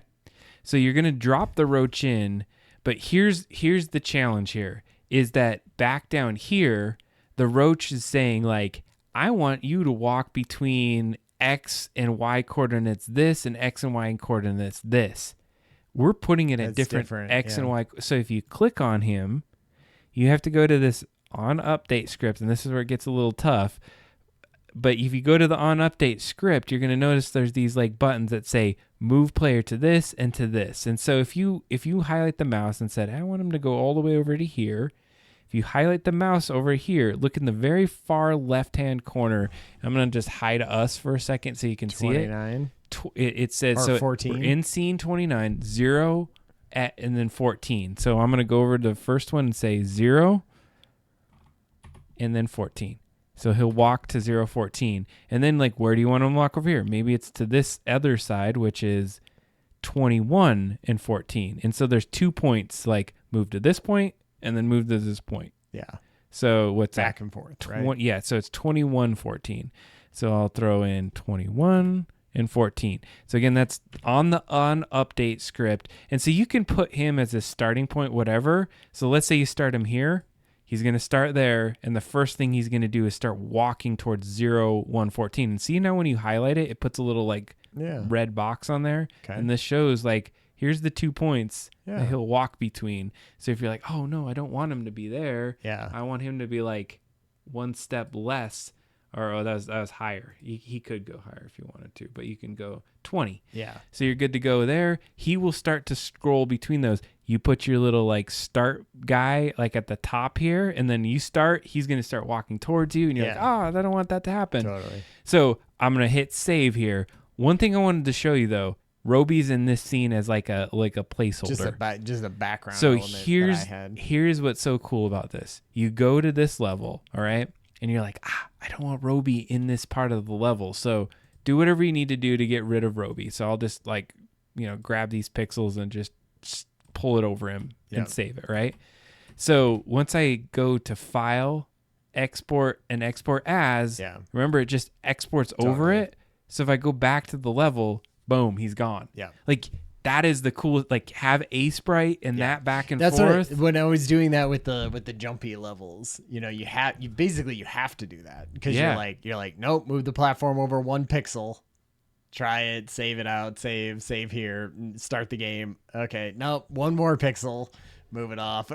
And so that's how I do most of the test runs is you're like, so I start running through the game like, damn it, that jump sucks. Okay, I'm gonna extend it by a pixel or a Totally. tile, Yeah. and you just keep going back and forth. Yeah. And so if you can get that beat down, what I would think, Well, and that's a thing. I mean, we're way over at this point, but like, do you want to build the level? Like at some point we'll be like, we know we need these 3 levels and we know they need to be fun. Mhm. Who like I'll work on one, you work on one. Like, is it going to be that sort of style? Is it going to be, we need to know like, which is the hard one? Like, is this the very first level that you're going to do? Like, it seems like the sewer is the easiest one that we'll do. So this is basic platforming and sort of having you understand things. And there's hard, maybe slightly harder things at the end. Whereas the alleyway is even harder than that one. And maybe the kitchen as the 3rd level is like the most hard of them all. I would say, I want you to be part of it and at least running through it. But your one thing is are into the graphics. If you don't do graphics, we don't have levels. Sure. Like I've done so much on the events and making sure everything works. As long as you have the puzzle pieces to start putting together, like I don't mind you starting to build the levels, but I need you to like get like what the levels will look like. And Yeah. damn it. So at this point, I feel like now I should start on whatever the 3rd level of the kitchen. I kind of wanted to do it the kitchen. Yeah, absolutely. I kind of want to do alleyway, kitchen, and sewer. Do it. I'm cool with what you want to do. So what I could do is take some of your kitchen or your parts from the sewer and then like overlay it into. I think you're better though at like getting it to look like. I wouldn't place. even do that. Like just get the jumps down in the right order with the right things, like in the simplest way possible. Like it's almost like as long as that's fun, then we layer great graphics on top of it. It'll be fun and cool and pretty. So Nice. I mean- oh, you shouldn't have killed him. so yeah. If I go back in, Okay. I think he might be too long, or I have like I don't know if I. you like can't even jump over him if you wanted to. Ah. Yeah. We're going to fix at some point them just coming back after the pause screen, or is that too hard? Well, I just kind of debate if it is a thing. I'm debating if I really want to do that. It takes every enemy would have to have a variable then, and so you know how I just copied him from one scene to another. It would be like everyone is not unique right now. I'm able to use him like an instance and move him to one level and say, all right, and this guy, make him walk back and forth. But anytime the level loads, remember the INIT script to initiate? What's happening is you're saying, hey, go to this level, look at this thing, reinitiate that level. And so I'd have to very definitively say, oh, he's going to hurt me. Definitively say, don't or when you come back to the level, is he dead or is he alive? And so I don't know if I'm making a sense, but essentially it's a pain in the ass, and I can do it and I know how to make it work. It's just it's gonna take time, and I'd rather place all the enemies before I do that work. Yeah. Well, I think we could do that, right? Like we could have the entire game built, and then be like, okay, it's perfect. Now just make it so the enemies don't show up in there. Like and if it's too much, then we just say whatever. Well, and I think that some of them should reply like come back. I think it would be sweet. Like some of them are just like every time you come back to the level, they're back to normal and running around. Like the roaches are fun. Like you want to crush them, and like they're not that hard. Boom! Like look at that. That's fun.